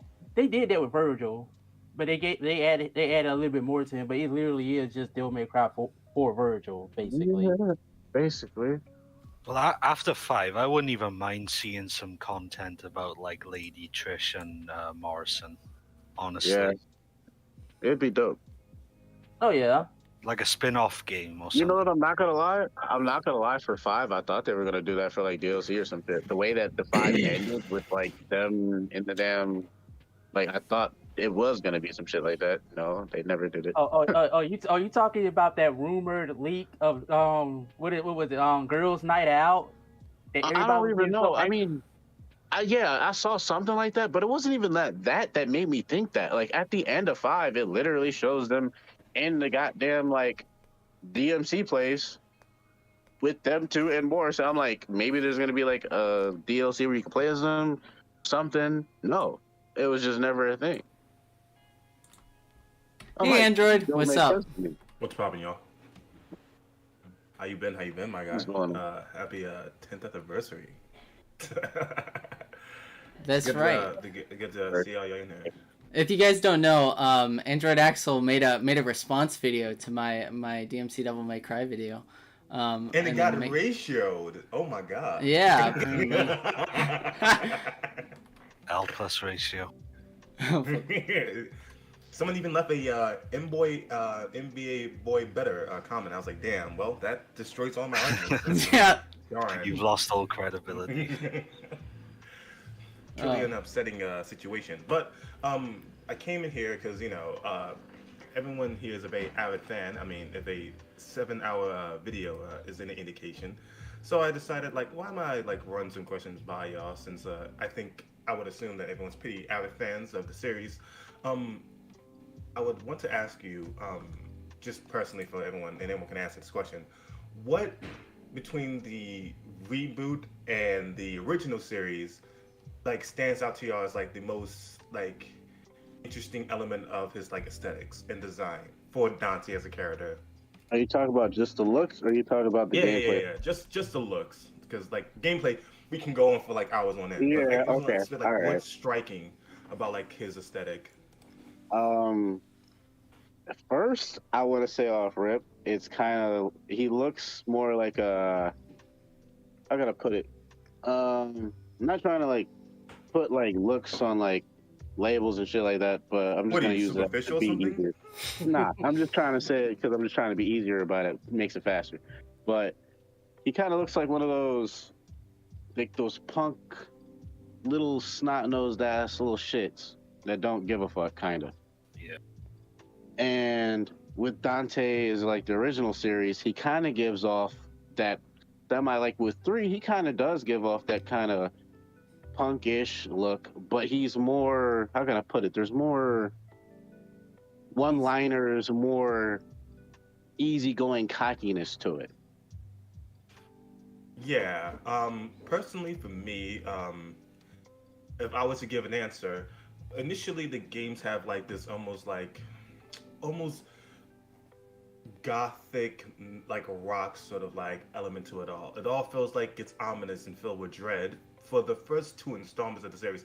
Even though this goes into like the later series and like later stories of the games, I find it more jovial in nature after DMC 3 comes out. There's more of a lighthearted nature to it, despite this more the ominous vibe that the game comes with.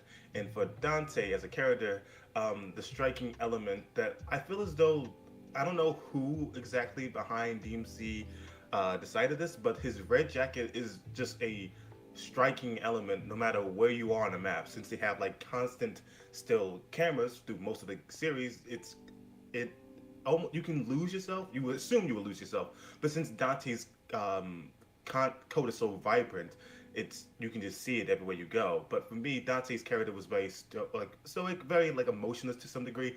But I do enjoy like Dante's. In terms of design, I have to say 2 is my favorite. Oh Just yeah. just it looks like a battle hardened individual who Yeah, seems he looks very like a ready. badass. Yeah. 3 has this sort of like almost invulnerability to everything. You seem like this is the type of person who, no matter what you throw at him, would seem unfazed by it. And for the reboot, what I like about it is almost this deceptive element of his design. While frail and weak looking in nature, that deceptive Yeah. element is almost the most dangerous thing about how he's designed, because he can throw a truck, he can knock away enemies of like higher stature, almost building like. So I like that element, and I wish he kind of kept that sort of damage element, or as your health gets lower, there's like you can accrue damage. But again, these are the things that really stand out to me for like Dante's design between the reboot and the like older designs that I like personally. So yeah. Oh You yeah. know, guys, Oh, go ahead. uh, who talks first? Oh, you go. You go ahead. You go. Oh, thanks, guys. About we can continue our discuss about design. You know, actually, I always thought the design of original Dante and reboot Dante reflects the same concept. It reflects the same actually concept, the concept of his rebellious nature, but actually have a different ways of execution. In originals, no, I actually especially sense that it's more like old-fashioned anime style, which actually makes him look cool, look actually pretty handsome, but actually have some degree of simplicity to maybe to how talk to make him more understandable for mass audience. In Reboot, actually, I have this design on his conceptual level. It is more grounded. It is more actually. He looks like actually a real person. Some I mean, some good. He had some. He have some grotesque notes. I mean, maybe it's actually after his original design concept from 20 10 years old trailer. Oh, you remember that actually everyone said. But I mean, nearly Fury knew actually what actually core of character. Maybe be this decision to make it different way, and make it more fitable to their own concepts, their own actually style. Wanted to make this set in two different from original. Actually, maybe it's because they have some ways sense of reboot. So actually, not only just some changes to the story, but changes of the concept itself, which contains the original base, but have different ways of execution, I think. Yeah, I think one of the things for me that I like about the reboot Dante's design is that not only does he seem more grounded, it still keeps the same like color scheme that Dante has, but now he's just more grounded, and it's clear, and just like Hollow just said, it's a recognizable design and style that when you just look at him, you know the type of character that he is, and I think that makes this character stand out a lot more in a grounded sense, you know. Yes, I can agree with this. Maybe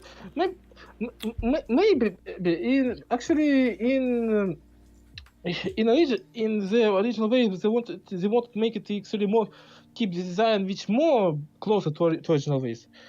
Maybe Ninja very understood that actually ways it doesn't work completely. Because actually, if you have actually a reboot universe with reboot concept of character to try to modernize it, trying to copy that's what actually already is, it's kind of lazy, maybe for them. Maybe they try to not. I don't think it's actually refresh, but actually it's more like trying to make from to turn from one concept to another keeping the same base. Actually, I thought that reboot actually should like this. It doesn't be supposed to be copy original or be like the original. Reboot means a new concept, a new ways. Yes, it has some equal base because it's actually reboot actually based off from original, but we have a different.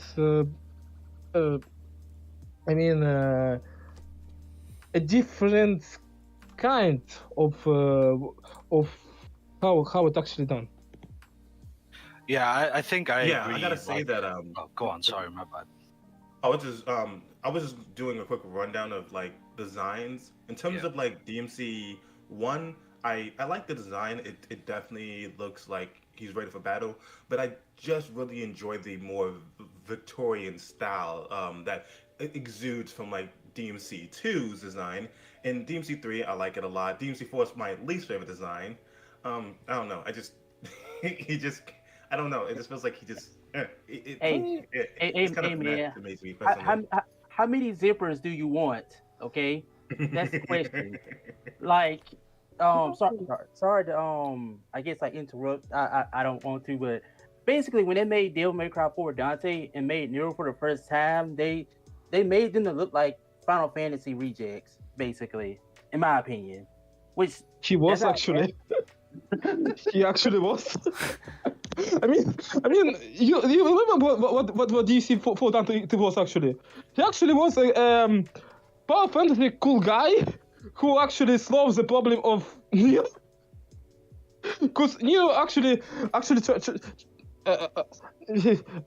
just explain what original DC for plot. Neo got some troubles. Dante saves him for his troubles. So actually, I can see why Capcom actually try to make that Dante design like that. So actually, design of most masculine Giga Chat character who actually can kill everything, can be most coolest, most toughest, most Giga Chat. I actually like DMCA's. I actually like Nero's design a lot. Actually, I kind of miss his. Granted, with the newer game, I do believe that like his mechanical arm does have cool applications, but I kind of miss the like demon spirit sort of thing. Yeah.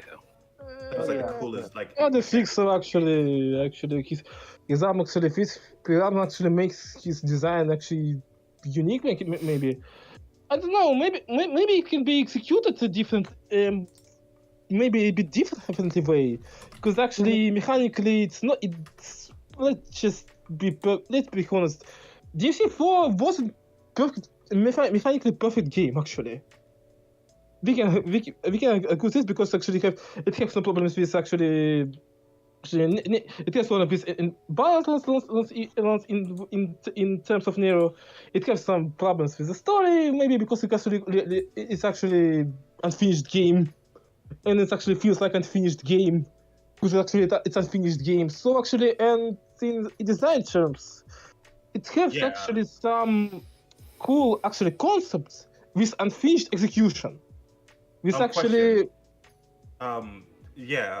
I still I don't think we got around to all the room yet, but I would really like to hear what people will like consider to be some of the best designs when it comes to like Devil May Cry. I mean Dante in terms of Devil May Cry.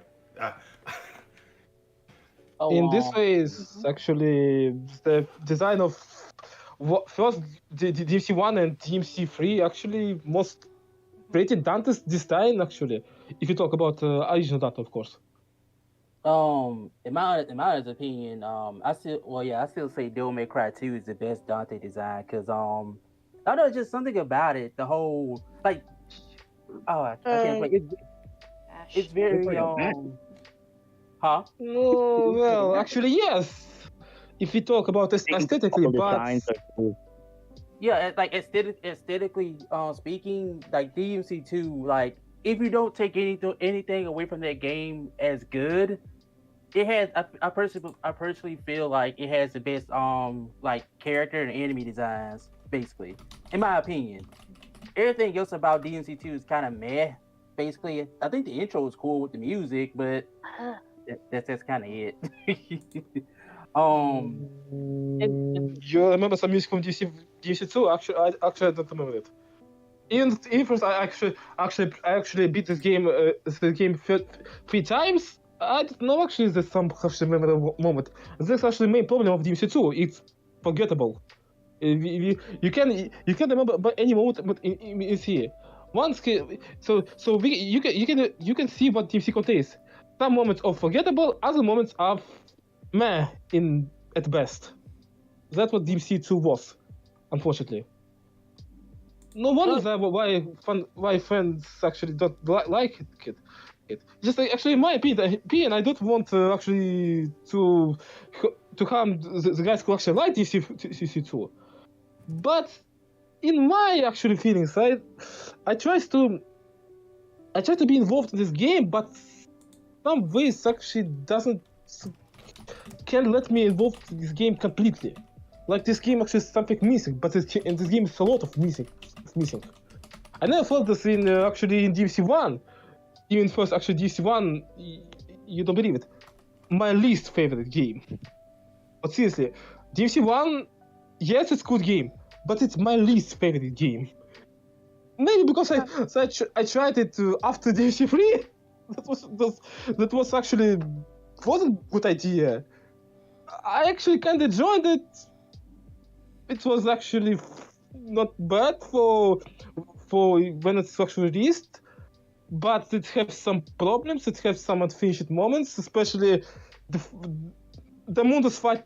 The Mundus final boss fight was suck balls. No, seriously, it's really suck balls.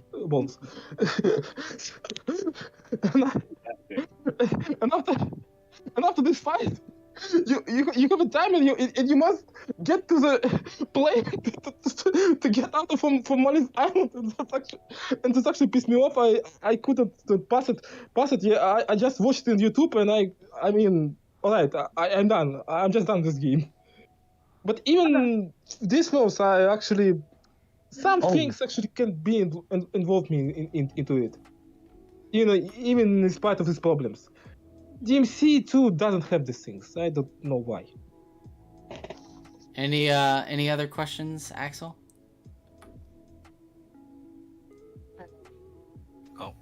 Hold on. Hello? I have another question, and it's just about like Devil May Cry, but I wanted to ask you guys, like, in terms of weapons, what is your favorite weapon? Because personally, for me, it's been Knives and Jux. I just like how. What now? I think it's the Ifrit from Devil May Cry 1, the first one, the Devil R. Yeah, yeah, yeah. For me, it's also in Devil May Cry 3. I um, just like using Virgil like the entire time, and definitely with the gauntlets and everything like that. But I would have to say, still the nunchucks are like my top favorite. Just three-way Cerberus Ice nunchucks is absolutely nutty in terms of like design and even stylistically. This just style that's brought oozes from like the usage of a weapon like that is kind of really fun. And also, I would like to ask, what sort of like artillery weapon, like long range weapon, is also your favorite? So yeah. Do you mean like a specific weapon from a specific game, or just Or any? anyone. Yeah, I was just about to Yes. ask, like anyone. Yeah, not just in the confines of one installment. I'm just talking about out of the entire series. Okay, I'll say mine first because I'll just be quick. But my favorite is the Yamato. I don't know. I just love playing Virgil. Oblivious. And Acceptable. I'd Yep. probably say Respect. is flying swords as well are a pretty good ranged weapon. They have quite good. They have Long different. range weapon. That's actually Yeah. the flying sword. It's actually for search or this actually.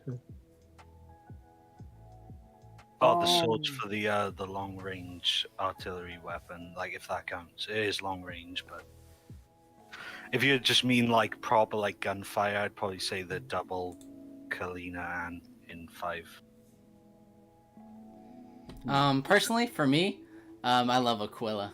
Aquila is my favorite. It's got so much uses for such a limited moveset. You can do so much with it, especially the weird ass tech you can do. The fucking up where you kind of swoop them all up. I think that's a great move and should be. You kind of go in a diagonal direction. Using the caliber kind of works differently than past calibers in games. You can do a lot of fuck shit with it. You can like turn enemies upside down. You can like fucking flip them across. You can do shit where you can travel one end of the screen to the other just by holding the lock on button in DE. There's a lot of fun shit that you can do with Aquila,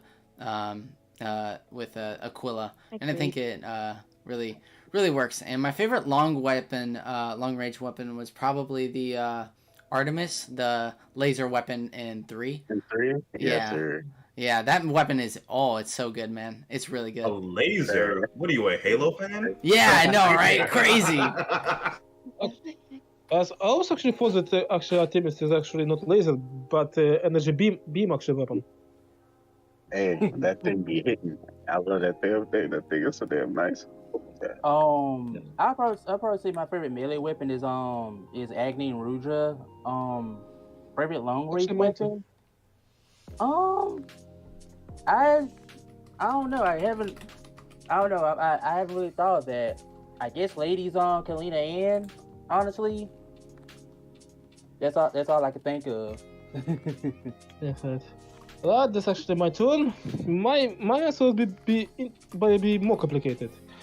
On conceptual level, I actually like it in the DmC weapons, because actually behind these weapons actually have cool concept, because I always thought that actually weapons not from other demons, but it's actually weapons. They are all rebellion forms. I think so. I was gonna say rebellion. He beat me to it. God damn it! Yes, I was gonna say actually. DmC rebellion. Yes, I always thought it's actually rebellion in different aspects of character. It's actually a pretty cool concept. It's actually pretty cool movesets, but in actually more an effective way. If we talk about original series, I always prefer Agni Ruda because it's most practical actually weapon.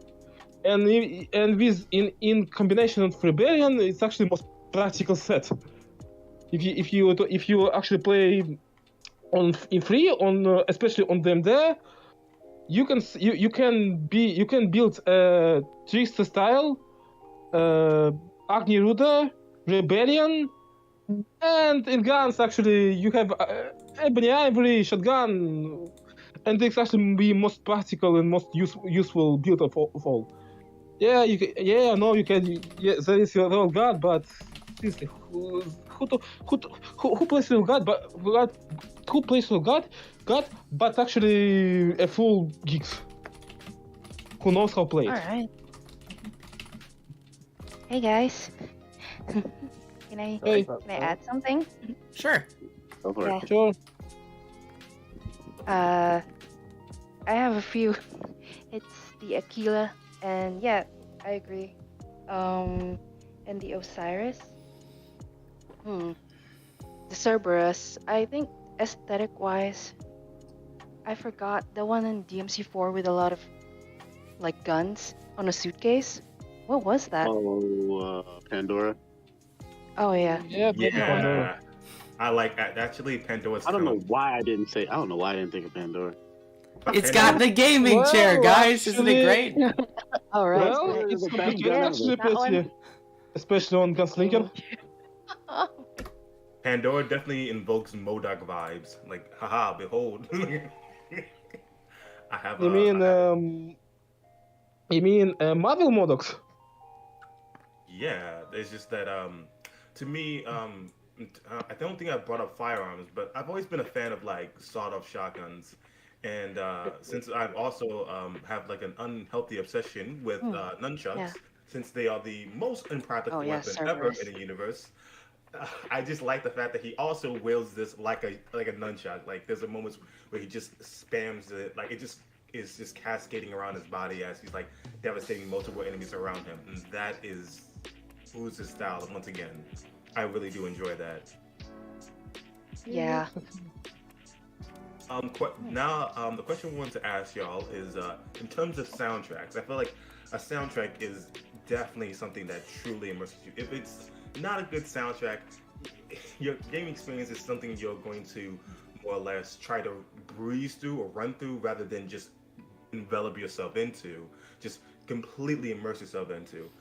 For me, when it comes to DMC soundtracks, I have to give it a 3 because I just really enjoy that ominous chanting by the choir that's going on throughout the game. While it is more fun and it does feel more lighthearted, you still get this weight of the world is at stake, despite how much fun Dante is having throughout the entire game. So that's my pick in terms of soundtrack. If Very in my polite. opinion, Sorry, no. Keep going. No. I was joking. Go on. Alright. In my opinion, I tried to choose between a DMC3 and DMC. Because DMC4 actually... Yes, it actually has some cool songs. I mean, the time has come, so FMI actually pretty good sounded, but you have only one sound for one character, it's plays all along, which actually you can catch you tired of it. The DMC5 has same mistake, and actually, let's be honest, the only actually pretty good songs is Breath Light, because the other thing feels alright, but nothing more. Subhuman feels meh. Crystal Cloud feels okay, but it's just okay. In I agree DMC with terms, Silver Yeah. Bullet's a banger. in DMC terms, you maybe. I still try to decide which soundtrack actually is really best of the series, because it's the DC soundtrack and DC soundtrack is truly equal. The DC soundtrack is iconic. I mean, there is both them and the visual the fight them when you fight first in his first encounter and his final encounter. DMC soundtrack with every soundtrack is really different. Each soundtrack is really different. Each soundtrack is truly fits the situation, truly fits the atmosphere of the level, and truly fits actually the atmosphere of characters and situations where he's gone.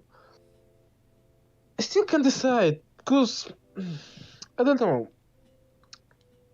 Maybe I can say they are too equal, because they actually reflects in the two ages of DMC, the modern ages of their time. DMC was actually it's actually I don't know. It's not a big secret that actually DMC was supposed to be actually a reboot of the series after DMC to fail. And I think Itsuno wanted to modernize actually the atmosphere of a series to involve the more new auditorium, more young auditorium, and it's actually he does well in it. DMC made the same thing, and think in a different way. Some ways it does better, some ways it does not. But and that's actually a thing that's actually it's more like actually about it's just like about designs. The two concepts seems have same base but have a different executions, and each executions pretty goodly done.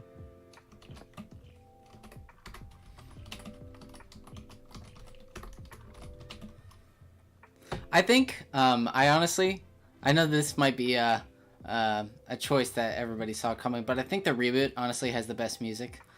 Agreed. Yeah, I think the reason why is just the sheer quantity of stuff that they have. What a fucking shill. I know, I shill for this game. I know, it's nothing I can stop now. But I think What can we heard about men who actually made this quote about reboots? yeah, but I really like Noisea's atmospheric soundtracks. Home Truths is definitely one of my favorites. It's just this somber, sad piano that plays just for a nostalgic feeling. And some of these songs that play only play like a couple times within the game. The reason why I mostly chose the music is where it's placed in gameplay. Because in gameplay in typical DMC games, it's like one song and then that song repeats over and over again for that one character. And it kind of gets tiring after a while versus... Yes. In DMC Devil May Cry, it's constantly giving you new stuff. Not only in the atmospheric soundtracks, but also in the battle soundtracks as well. It may have like a remix version of it. It may have no lyrics in different versions. It can even adapt to when you get to like certain S ranks. It's really special, honestly. I think the reboot needs a lot more credit when it comes to music. I don't think that this is Comic Crisis' best work, but I still think that it has great music all around. The way Also, I see it, DMC and agreed. the original DMC series has good music for what it does have, while DMC Reboot has both quality and quantity. Exactly. Yes. Yes, it is actually. I just wanted to add regarding Noisia. I agree with Splinter because the way that Noisia made that soundtrack, like besides, they made that club music in Lilith's club. Oh, that was such a banger. So, yeah, they also most of Noisia's soundtrack is what's that word, like diegetic, like it's always just adapting to the scenes. It's very cinematic. Noisia like has great, like they did a great job. That's all I'm saying. Based. I mean, there's a reason that DMC5, Dante's theme ended up very DMC reboot like with Subhuman. I actually cannot agree with you with that. I mean, it's try to recreate some vibes, but if you can compare the Subhuman and Never Surrender, the Never Surrender is actually it reflects the character. It reflects his inner state. I do agree there. I'm just saying the general premise of Subhuman is very similar to DMC Reboot. The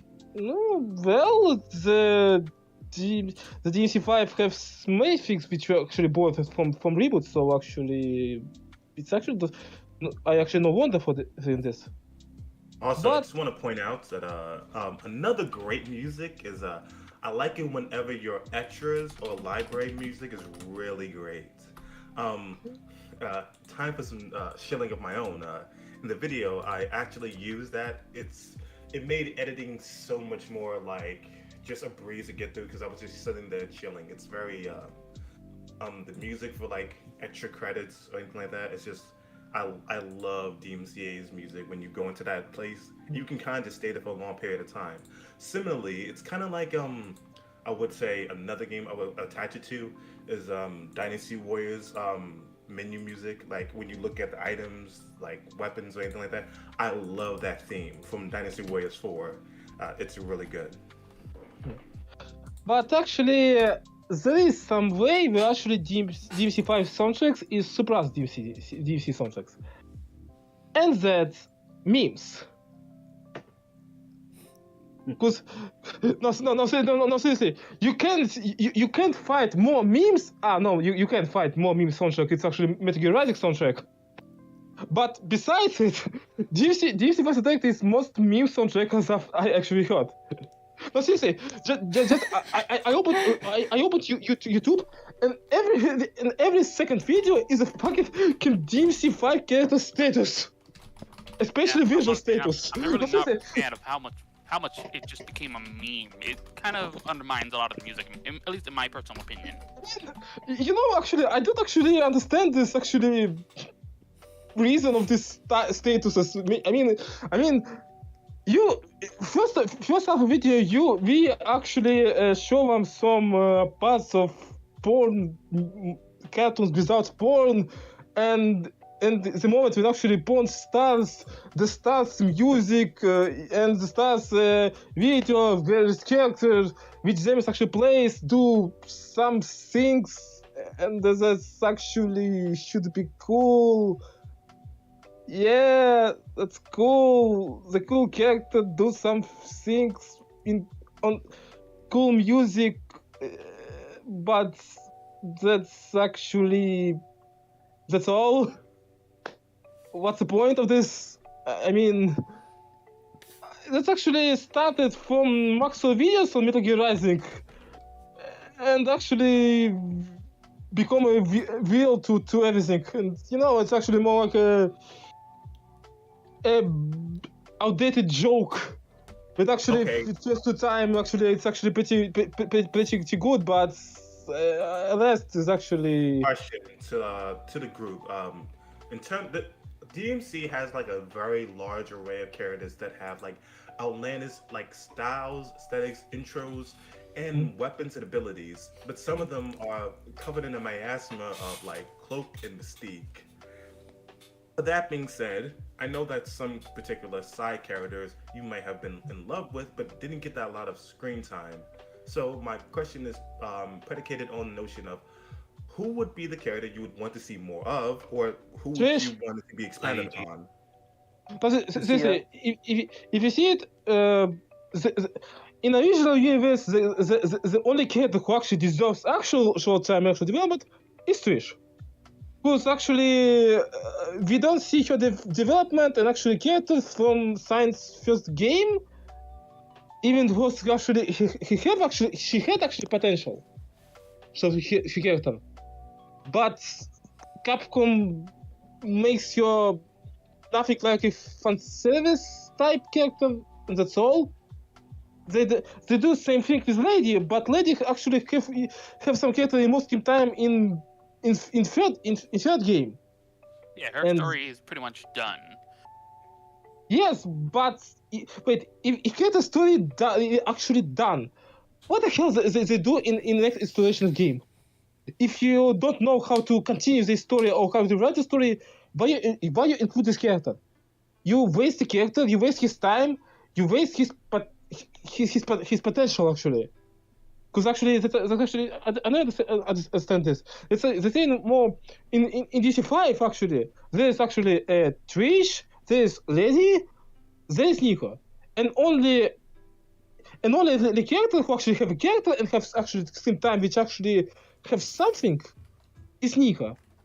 Because Lady Trish, they just to be there, and they have not actually a plot cost. They actually have not some value. They easily can be changed from the other characters, and nothing actually changed. If they choose, completely unrelated to everything we'll talk about currently. in terms of roles, I got something on my on my profile and it says dirty. What do you mean by that? Oh boy. Oh, don't worry. That's the style system we have here. You go dirty, cruel, brutal. Dirty, Oh, cruel, brutal, anarchic. Anarchic, Yeah. savage, sadistic, sensational. okay. I just want to make sure I'm not like, what's going on here? I He just called you dirty. Straight up, just called you dirty. like what? Hold on now. Buy me But dinner first. but going back to your question, Snow pointed out in chat that sadly he couldn't join us because of his internet. But he pointed out to the fact that the problem with the side stories of like these side characters is that once they get introduced, it's really good. Like their introduction is really good. They're given a lot of character, but in the next games that they're in, they're always pushed to the side. So it's always a hard question of who we want as a side character. It's always about who made the best first impression, you know? Because Yeah, but that's like, always like, well, it's less about like, well, obviously the first impression is going to be based on what people like find most like something to get attached to. For example, like when they the big reveal that happens later down the line in DMC 4, when you're like, oh, this guy's just collecting like souls and all that, like I wonder what he's doing, and then the big reveal is like, aha, actually this weak frail person actually has a secret identity, and it's like, oh, cool. And granted, like it's all about like trying to create a reveal that's interesting and can like get people involved in. But there's other characters that you might have thought just purely aesthetically that you would have want to know more about, which is why I like didn't want just to have it exclusively within the confines of like Dante's association, their significance or importance to the character, to the storyline. It was more about like a character that grabbed you, that you said to yourself, okay, I would want to know more about this character. Yes, because actually the character is not only his first impression. It should be a character actually. Guys, I think I must be muted for a time. So I wish you a good talk actually. Actually, it actually is a pleasure to talk to you. It's actually my first time.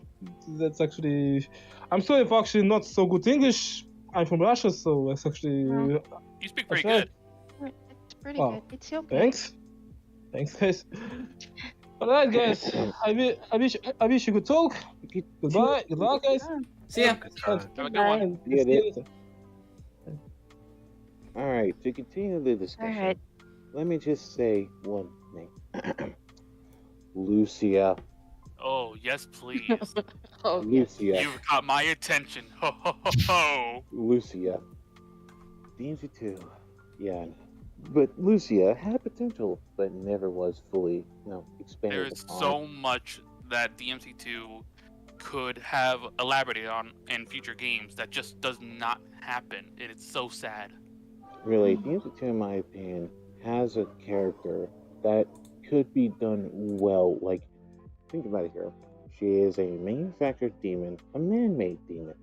Not a demon that was, by way of Mundus. It's a demon that was man-made, set aside because she wasn't, effective. She was a defective man-made demon. And she could have, explored that.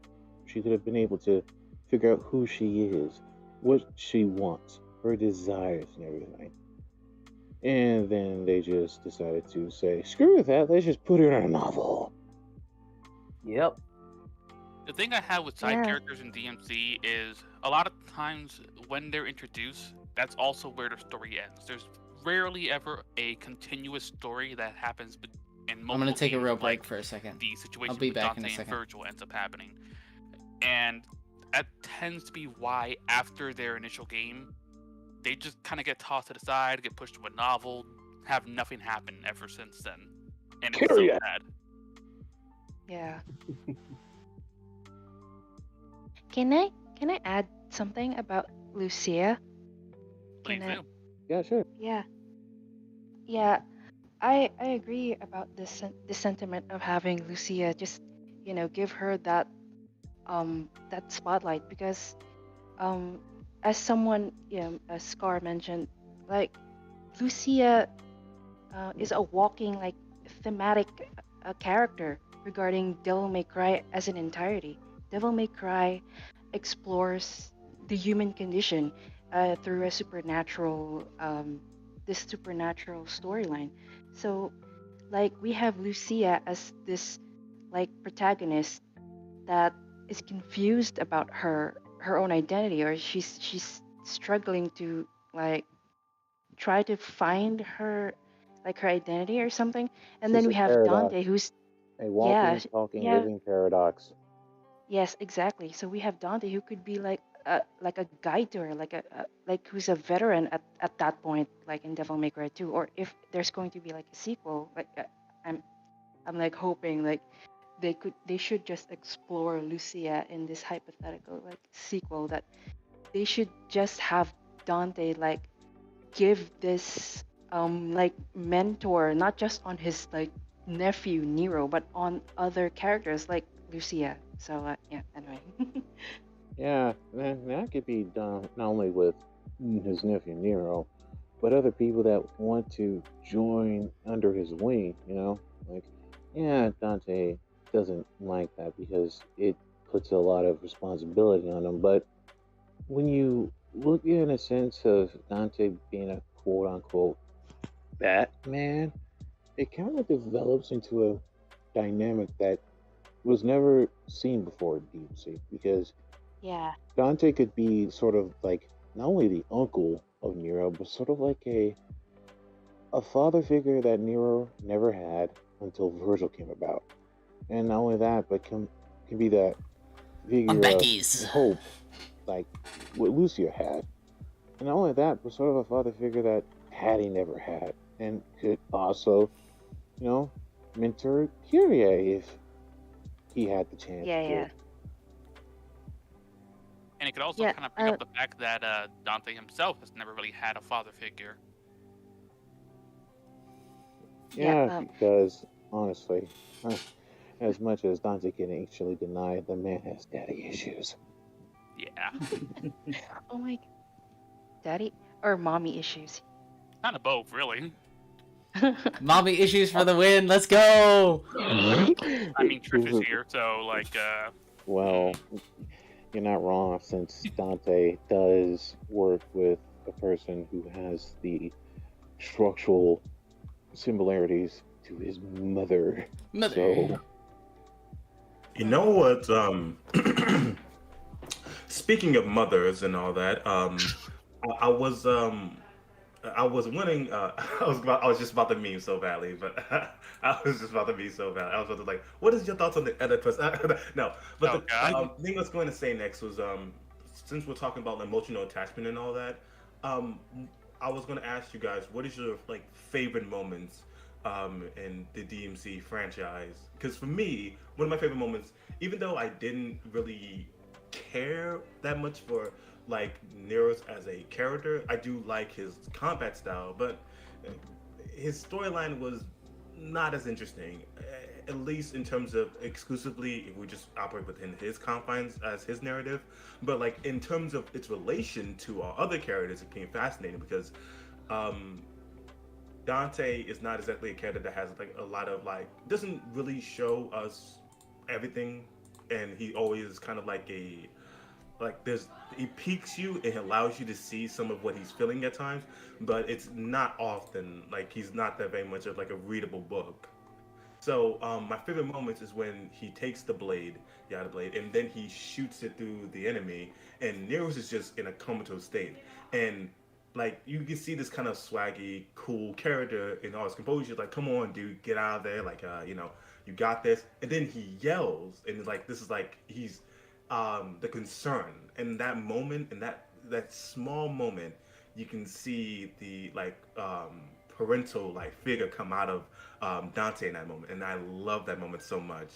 That's one of my favorite moments in the DMC franchise, because for the little like fragments of moments where you see Dante lose his composure, this is one of my favorites.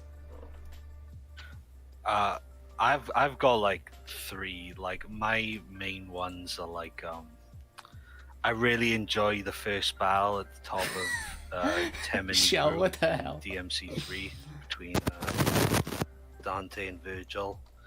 Then also Oh my god. Literally dying over Like there. was that? And in DMC 4, when Nero picks up the blade, the Yamato, Yeah, that and moment. the was fucking iconic. the JoJo stand comes out of him. JoJo Stan. I Oh think my one of my favorite moments would have to be in DMC 5, where Nero goes into his devil trigger thing, whatever the hell it was, at the end of the game. That was such a beautiful scene, so cinematic. And I agree. I just love seeing how he actually really deeply cares about Credo. Like, we never Oh my really God, see that too Credo. much, and I love it. Every Um, time I think about Credo, it's like, man, they had something with. They I had- know, they never had a cool really worked character. with it, but Like they damn. had something with Credo. Could have been like the sort of stepbrother to Nero, and they could have had, you know, a sort of brotherly bond with each other. You know, Credo can learn something from Nero, and Nero can learn something from Credo, and Credo could be like, "Hey, Nero, is Kiri okay?" And Nero be like, "Oh yeah, she's fine," and everything like that. But alas, At least he's like the highlight of DMC 4. Oh yeah.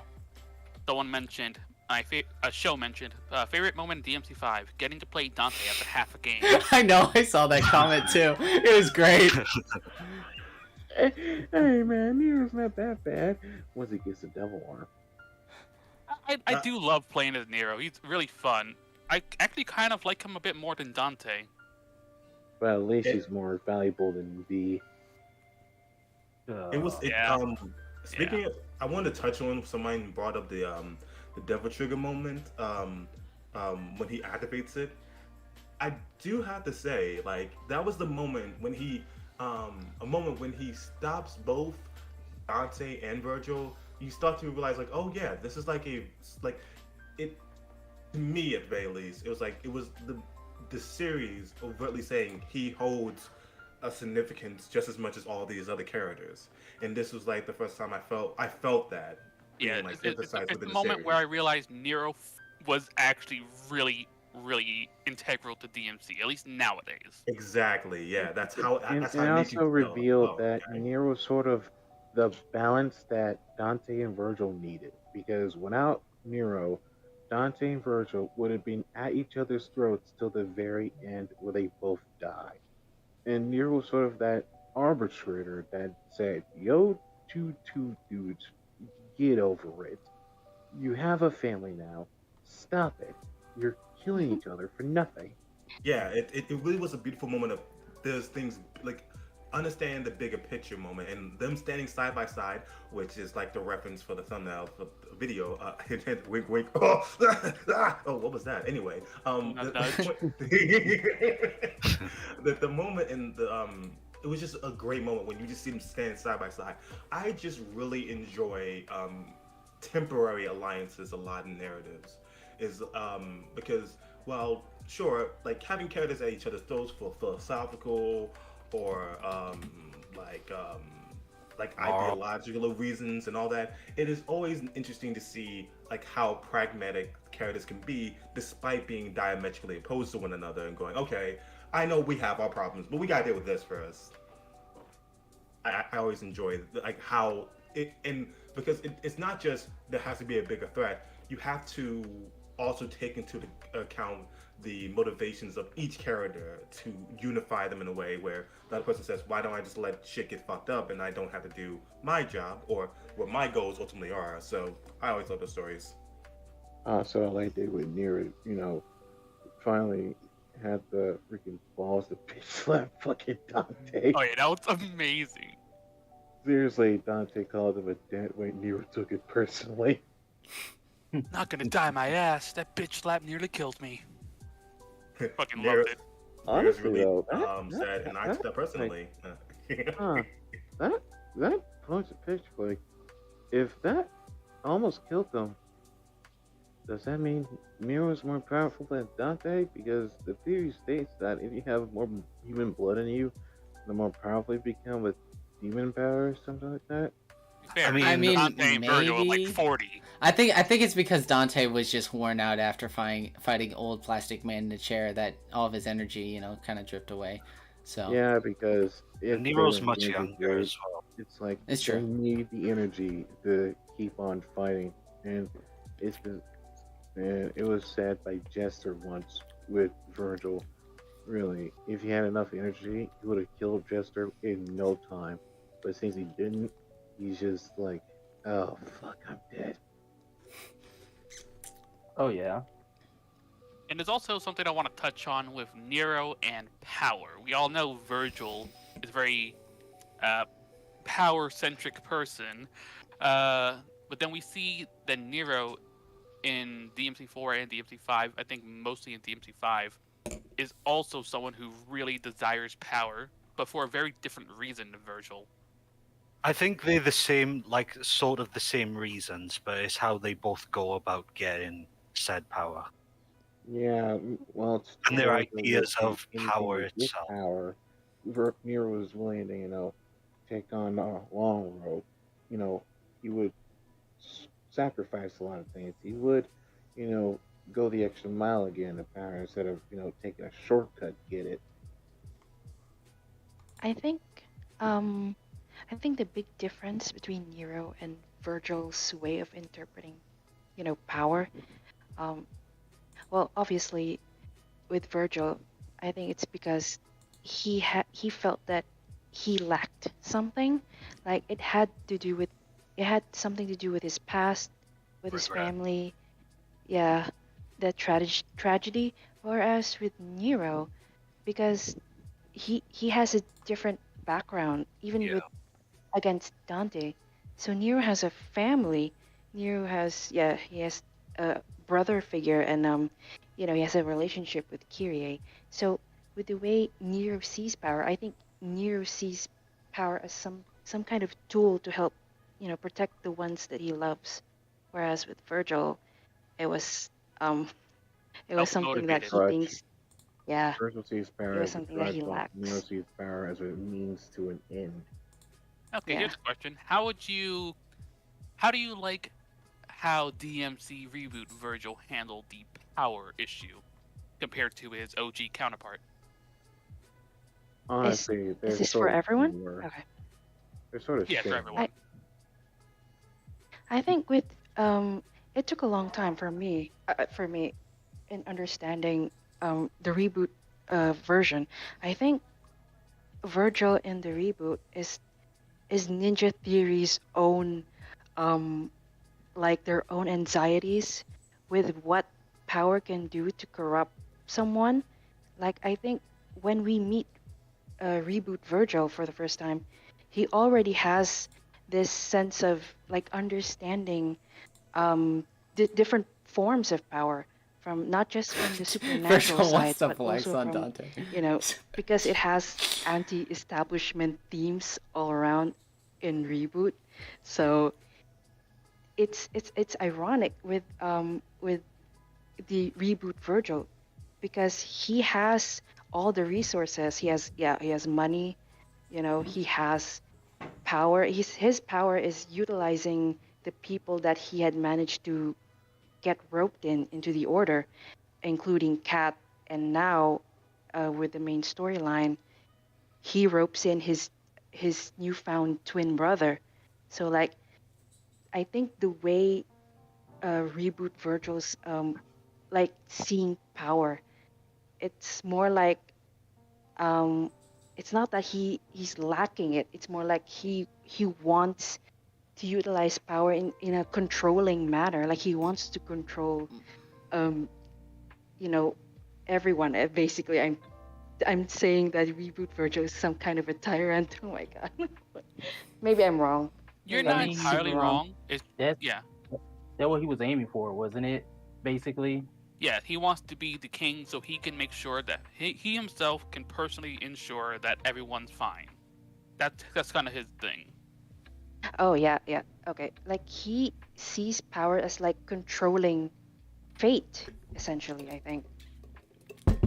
I think when we talk about Reboot Virgil, we have to talk about the Downfall DLC, because I feel yeah, like that's that is the important. major Yes. connection between OG Virgil and New Virgil. Because Yeah. in the base okay. game, it's not more about power, it's more so about authoritarianism versus freedom. You know, it's the sake of who should control humanity, right? This is Authority something that versus liberty.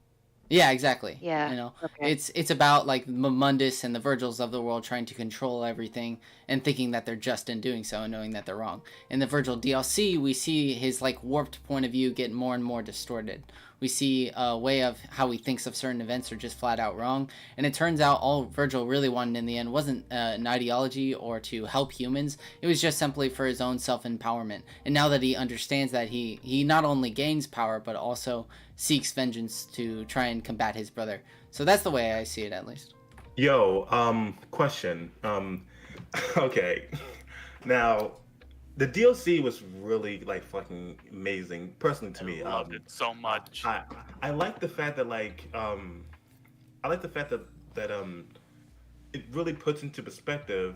Now, if I was making a video just purely about like Virgil, I could write an essay about that because it's really fascinating how we have a character who's like, oh, I'm doing this for the betterment of everyone else, but then it really puts into perspective how easy he was, or how like the lack of regard he had for like just regular human life, and so it's like, hey, you know, this person really helped us out here. It's like, yeah, you know, meaningful sacrifice and all that, and I was just like, bro, like, wait. Yeah, So, DMC to see- Reboot to Virgil's see- kind of thing is I'm sorry, I'll let you finish in a second.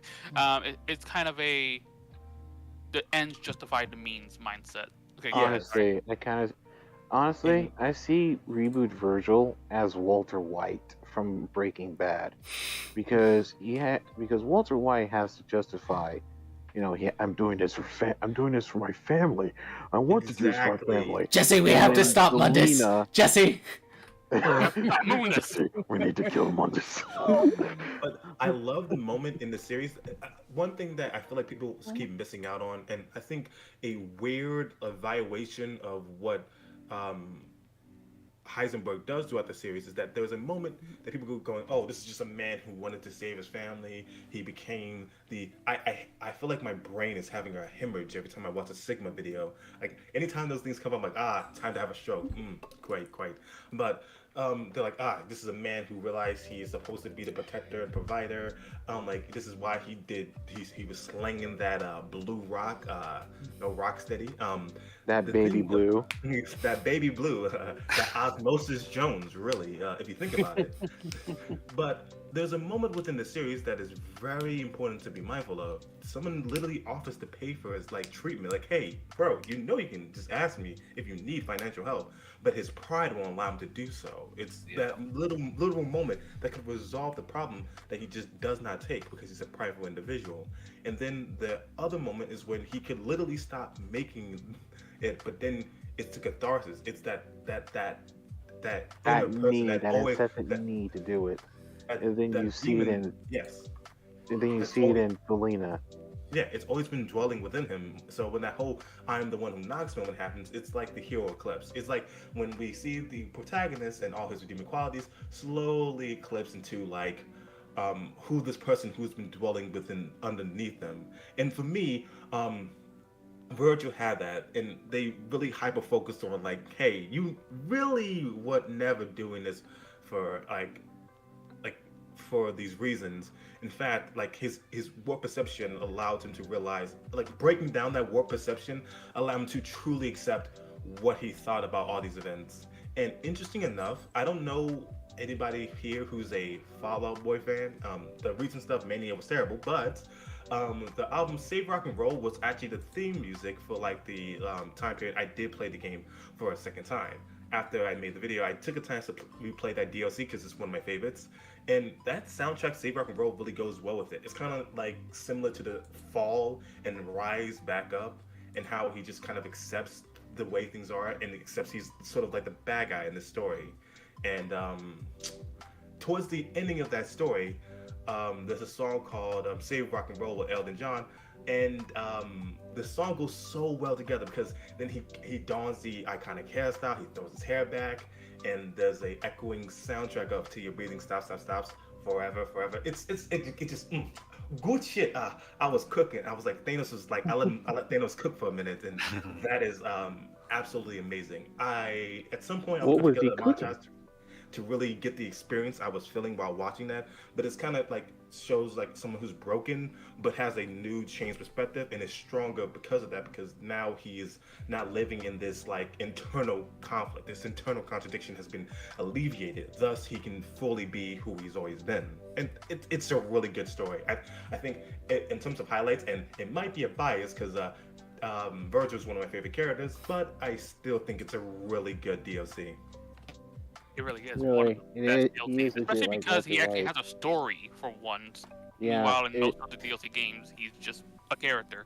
Oh, fuck. Yeah. Like, that's as much as like because I said so. Fuck It's him. not- No, it's no, also- no, you don't understand the complexity of DMC4's Virgil's story. He saw a woman, he banged her, and then he left. There's no other story that needs to be told after that. Come on. Really, man, with Felina, it's when Walter White finally admits it, it's satisfying. Not only for the audience, but for everyone else. When Walter White says it, I did it for me, and I liked it, and I was good at it, and I really was alive. It's like, yep, finally, you just admitted to Skylar, and Skylar can just finally be at peace, and the audience can just finally feel at peace too. And it's not just like Walter White. He's sort of like Reverse Flash in an instance, and how he just accepted his fate as being the enemy. Perk says, I think OG and DMC Virgil are very similar in the mindset the more you think about it. It's implied OG Virgil also thinks power is the only way to solve an issue and save people. But they both risk everything that they love and people's livelihoods for it. Yep. Based hollow. Yep. And another thing is that the only way to ever talk about Reboot Virgil is if you also have to talk about Reboot Dante. Yeah, they're Because kind of very Reboot connected. Dante is sort of like the antithesis of what Virgil tried to do. And I also And- think it's worth mentioning that, granted, I do believe there's parallels between these two characters, but I don't think the psychology of the character has been was really picked at that as extensively as the DLC for Virgil in the reboot was, because it was like, okay, like how could you think this of people? Let's see your perspective of it. And so I really like the way it reiterated a lot of events that have occurred throughout the games, and then go throughout the game and go, okay, let's see how he evaluated them, and now we have a better understanding of what his thought process was and how it was a bit delusional. So I understand what they're saying about in terms of similarities, but I just think that the game did an excellent job of really digging into his motivations and the reasons why he does do the things he does. Oh yeah, and it also Yeah, highlights true, a lot of his insecurities towards Dante and Cat, basically, which I also found was kind of interesting, pretty much. You know what? I think after watching the Batman, I kind of see a similarity between the Batman's version of Bruce Wayne and Dante, and also Selena Kyle and Kat, because they're both are inexperienced. They both are, starting out, and they don't have a sort of foundation with each other. But after a while, they sort of understood who they were. They sort of gained a grip to who they really need to be, because back then, Dante just killed demons because he hated them. Now he kills demons because he wants to protect humanity, such as Dante's how progression Batman in did it for DMC vengeance, reboot is while in the end he did it for one of the best. justice. I just want to say the Batman is so good. Oh yeah, yeah, it's it it's is. really good. I remember when Dragula posted his profile pic as the Batman. I did nothing but I was like, yeah, Batman is so good, man. It was so good. It was such a great movie. Such a great movie. On vengeance. On vengeance. I keep thinking, dude, Apex, you reminded me of that freaking edit. Like, my name is Walter Hardware White. I live in Albuquerque, New Mexico. Amazing, amazing. I live in 308 Negro Royal Lane, Albuquerque, New Mexico. I think what is the word for it?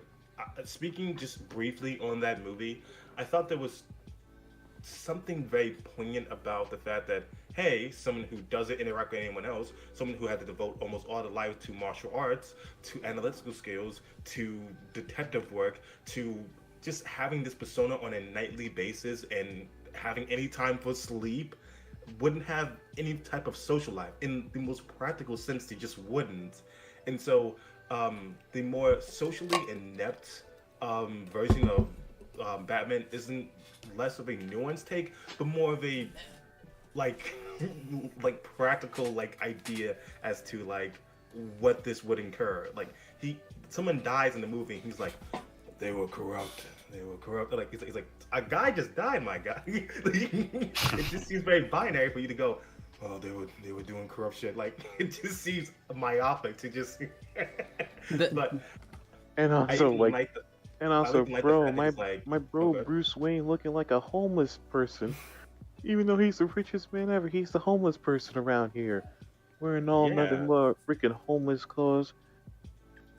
If you guys any of you guys like the Batman, there's a similar story that's close to this. It's called Batman the Imposter. It's such a great comic book, dude. The art is fantastic. Oh damn, Batman is us, huh? Oh yeah, he is definitely Among Us. He's. I'll beg your pardon. I'll beg. It's such a good comic because it's basically like year 2 of Batman, and he's been nothing but a loner. He hasn't even worked with anybody. Jim Gordon's gone, and he has to deal with that, and he has to deal with the police force trying to go after him because they're trying to catch this imposter that's going around posing as Batman, trying to kill everybody. It's a good book. I strongly recommend people to read it. So. Quick question about the Batman movie.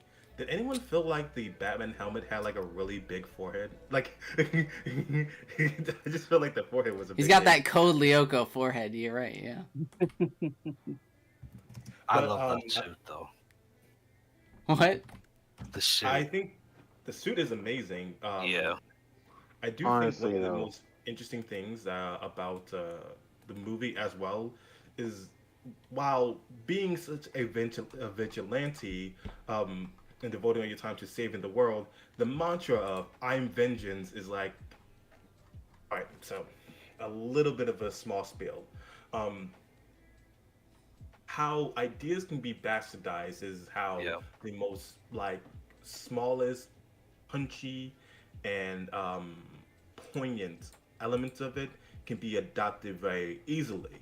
However, that often leads itself to deviations without the like holistic body of what it's supposed to represent, the underpinnings of those ideas. Such as, if I believe in violence, or I believe that someone should incur or enact violence on others, without understanding the underpinnings of what I think, or the circumstances what I think this could be justified, it allows these ideas to be adopted by others. Therefore, vengeance, what is fair, what is justified, what is equal within a society that is constantly perpetuating similar injustices, it would only seem apropos for those who are living in such a society to make others feel the wrath that has been incurred onto them unjustly by simply existing in said society. Thus, when Batman goes on to say, "I'm vengeance," people go, "Yo, that man's spitting. I'm about to shut myself. You know what? I'm vengeance too. Hell yeah, I'm finna." Yo, we all Shut the vengeance. fuck up. Yo, man. Damn, bro. Man, watching the Batman's making me want to, go outside at the night and just fight crime. Without a presentation about the do's and don'ts as to what vengeance is, people are gonna go, you know what? Yeah, I agree with that.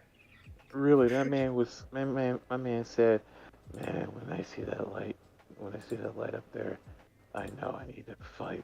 And he's like, yo, people hide in the shadows. I am the shadows. Everything comes to the light. And so when the Riddler adopts this idea, he's like, oh, I thought we were working together. I thought we were just doing things. And I like the idea, since like a person who's planning all this stuff, and with Batman, it feels as though, even though he's incredibly smart, there's so many things you have to be mindful of like working as your own like person, having to get these reveals of like your father potentially working with corrupt people. And I love the mob boss. Man, oozes sex offender. Good job with the acting. He looks Oh like man, freaking he looks like if I was a Penguin. pretty girl varying on the Talk age of about 17. Penguin or Falcone here. Falcone, like he looks like a guy who, if I turned around and I was 17, he would just sniff my hair. He's like, I like Whoa. what you earned. That's how He'd he be like looks. He just- Palpatine, be like, we will watch your career with great interest. just that song, the he's a sex offender. That's he. But yeah. That's the sound of the police. I do love his inclusion, but there's so many working parts within the movie that when he gets the reveal that he's finna bomb the entire like parameters of Gotham, you also go, oh yeah, there was like a bigger plan, but it's like it felt like a Drake album when that reveal happened. Like if you're reading this is too late. This is like if you're reading this, if you found this is. I really do enjoy the movie because it really asks people to question mantras and like really like seek to understand it before you agree with somebody. Just really take into account like what is the overarching body of the magnitude of what someone's saying. It's that sort of thing that we have to kind of question Honestly, ourselves. I think the Batman did what Watchmen tried to do, but did it in a way in which it actually combined and made things cohesive all together. Because with Watchmen, you had Rorschach. Rorschach was a person that was like, crime was always around. It was rampant. It was just destructing. It was like a stink that can never be get rid of. Thus, when you have that type of person, he sort of just went off the rails to the point where it's like he just said, "Yo, if you're gonna kill me, do it. I ain't gonna give up who I am." But with Batman, he is sort of like that. Then understands that, oh wait, that ain't me. I need to be someone else. I have to be the one that can be like, yo, I gotta save these people, and thus changes himself in a better light than what Rorschach ever did.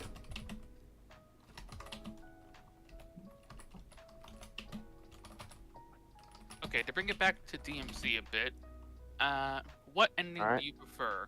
The original DMC reboot ending or the definitive edition ending? Was there I was think there ever the original. Yeah, I like the original version too. I didn't get to see that originally. I played the DE version first, and I didn't even know that this ending existed. Then I looked it up and I was like, oh shit, his eyes turned red. That's sick. And then I went with that one because that's probably the best ending, leaving it kind of open to a interpretation. Grabbing Cat's ass is certainly a choice, but I go over the red eyes. I like the red eyes version better. It was kind of a tonal issue grabbing the cat's ass at that point in time. Although I guess it kind of helped relieve a lot of the tension she was probably feeling, but I like the original ending a lot better. Was there a real reason why they changed the ending in the definitive edition? I don't think so, but if I had to guess, it's probably because they didn't really plan on making a sequel, and the original probably was more hinting towards one, and so they decided just to change it to something that feels more finished. That's my guess. I don't really know. Well, all right. I'm finna hop off. I appreciate the conversation with you guys. Yeah, it's fun. Yeah. Oh Have yeah. fun. Yep. Y'all all take care. You too. You too. Yeah, you too.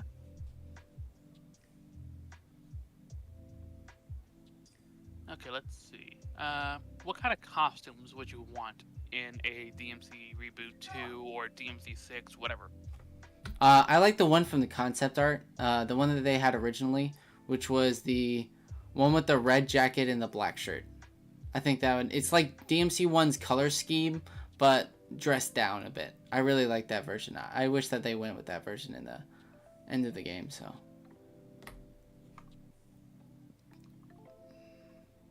I want the biker outfit. That biker aesthetic. Oh, the biker is the. Oh yeah, that's true. That one's a pretty good one too.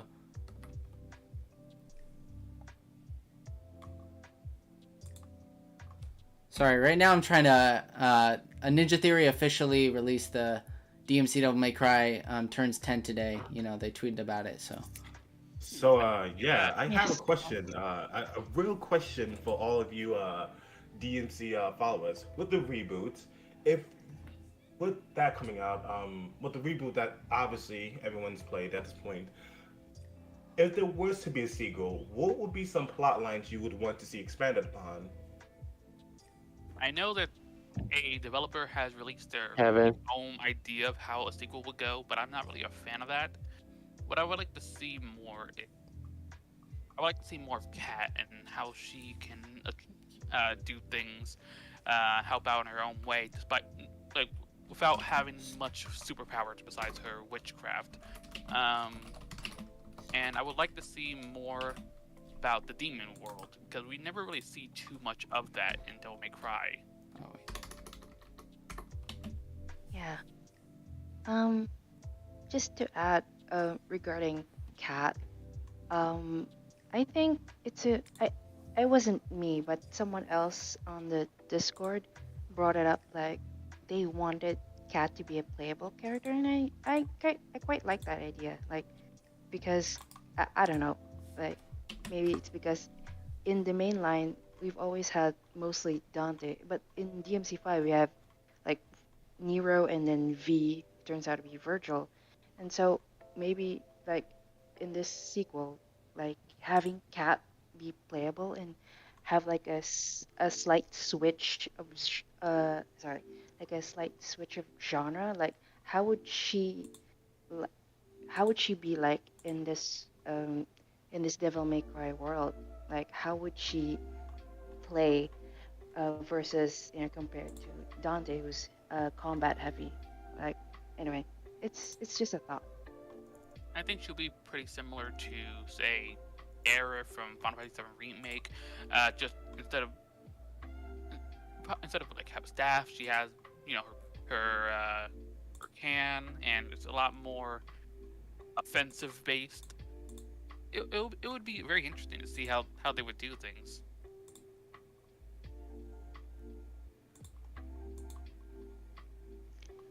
Yeah, regarding like Actually, if it's if I sequel, okay.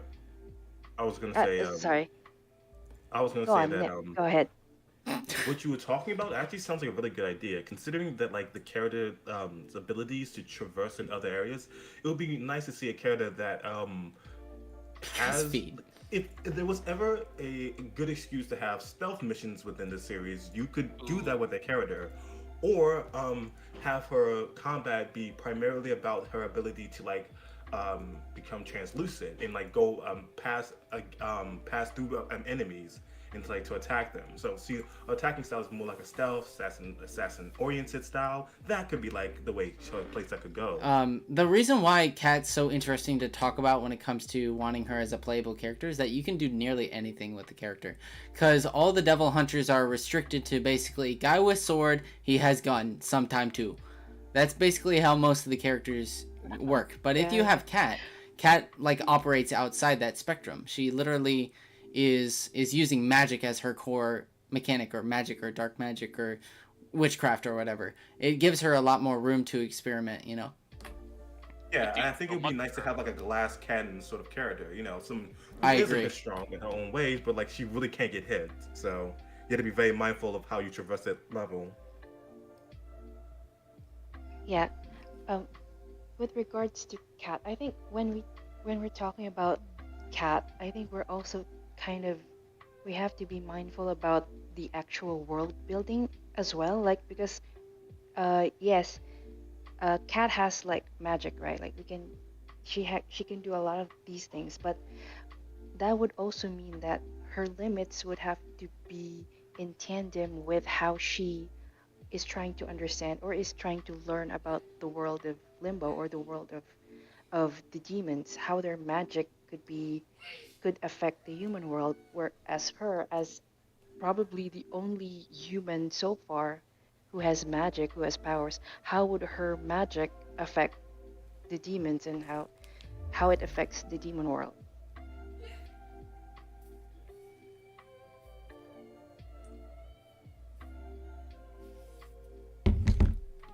Alrighty.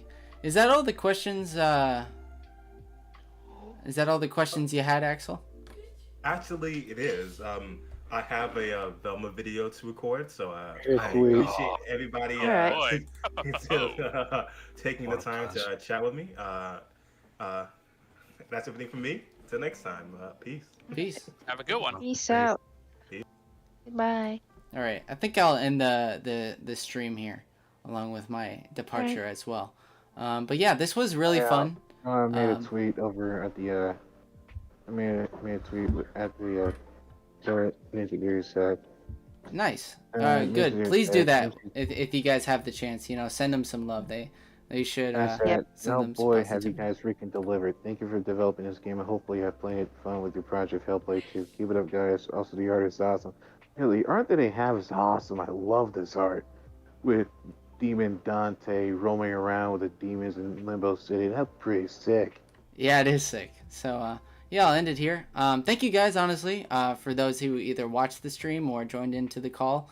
This was a lot of fun. I plan to do some more of these, maybe, in the future. It'll be very spaced out if I have the time, that is. But honestly, this was great.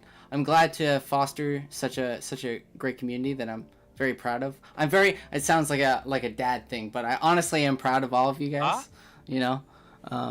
But honestly, I really enjoyed this, so thank you guys, honestly. Remember to like, comment, and subscribe. Yeah, like, comment, subscribe. Nice. Hit that subscribe button. Smash that bell. Anyway. Oh my god. But yeah, thanks guys. See you. Happy anniversary. Happy anniversary. Yeah. Happy anniversary. Well. That was fun. Yeah, that was good. All right, I'm gonna end the stream here in just a second, but yeah, that was good. That was really fun. We had up to like 9 people in the call, believe that or not. 9 people, which was insane, and I loved every second of it. It was great, honestly. I really need to do some more of these. These were really fun. I'll mostly just be pumping out for the future stuff. Snow, I plan to work on that Nichum video after this and some other things as well, but currently I think I have my dad to pick up. He's got a car thing or whatever. But yeah, honestly, this was really cool. Imagine if I would have known this community would have it started off just as two. I know, okay, I'll get it right eventually. But if I would have, I had no idea that just me and James just talking in this random Discord would end up becoming such a big thing. Like we really. I think that we're the beacon in the DMC Devil May Cry community, I guess, and I'm grateful for all you guys, honestly. So I'll end the stream there. I'm very thankful for you guys. So thank you, honestly. So see you later. Peace.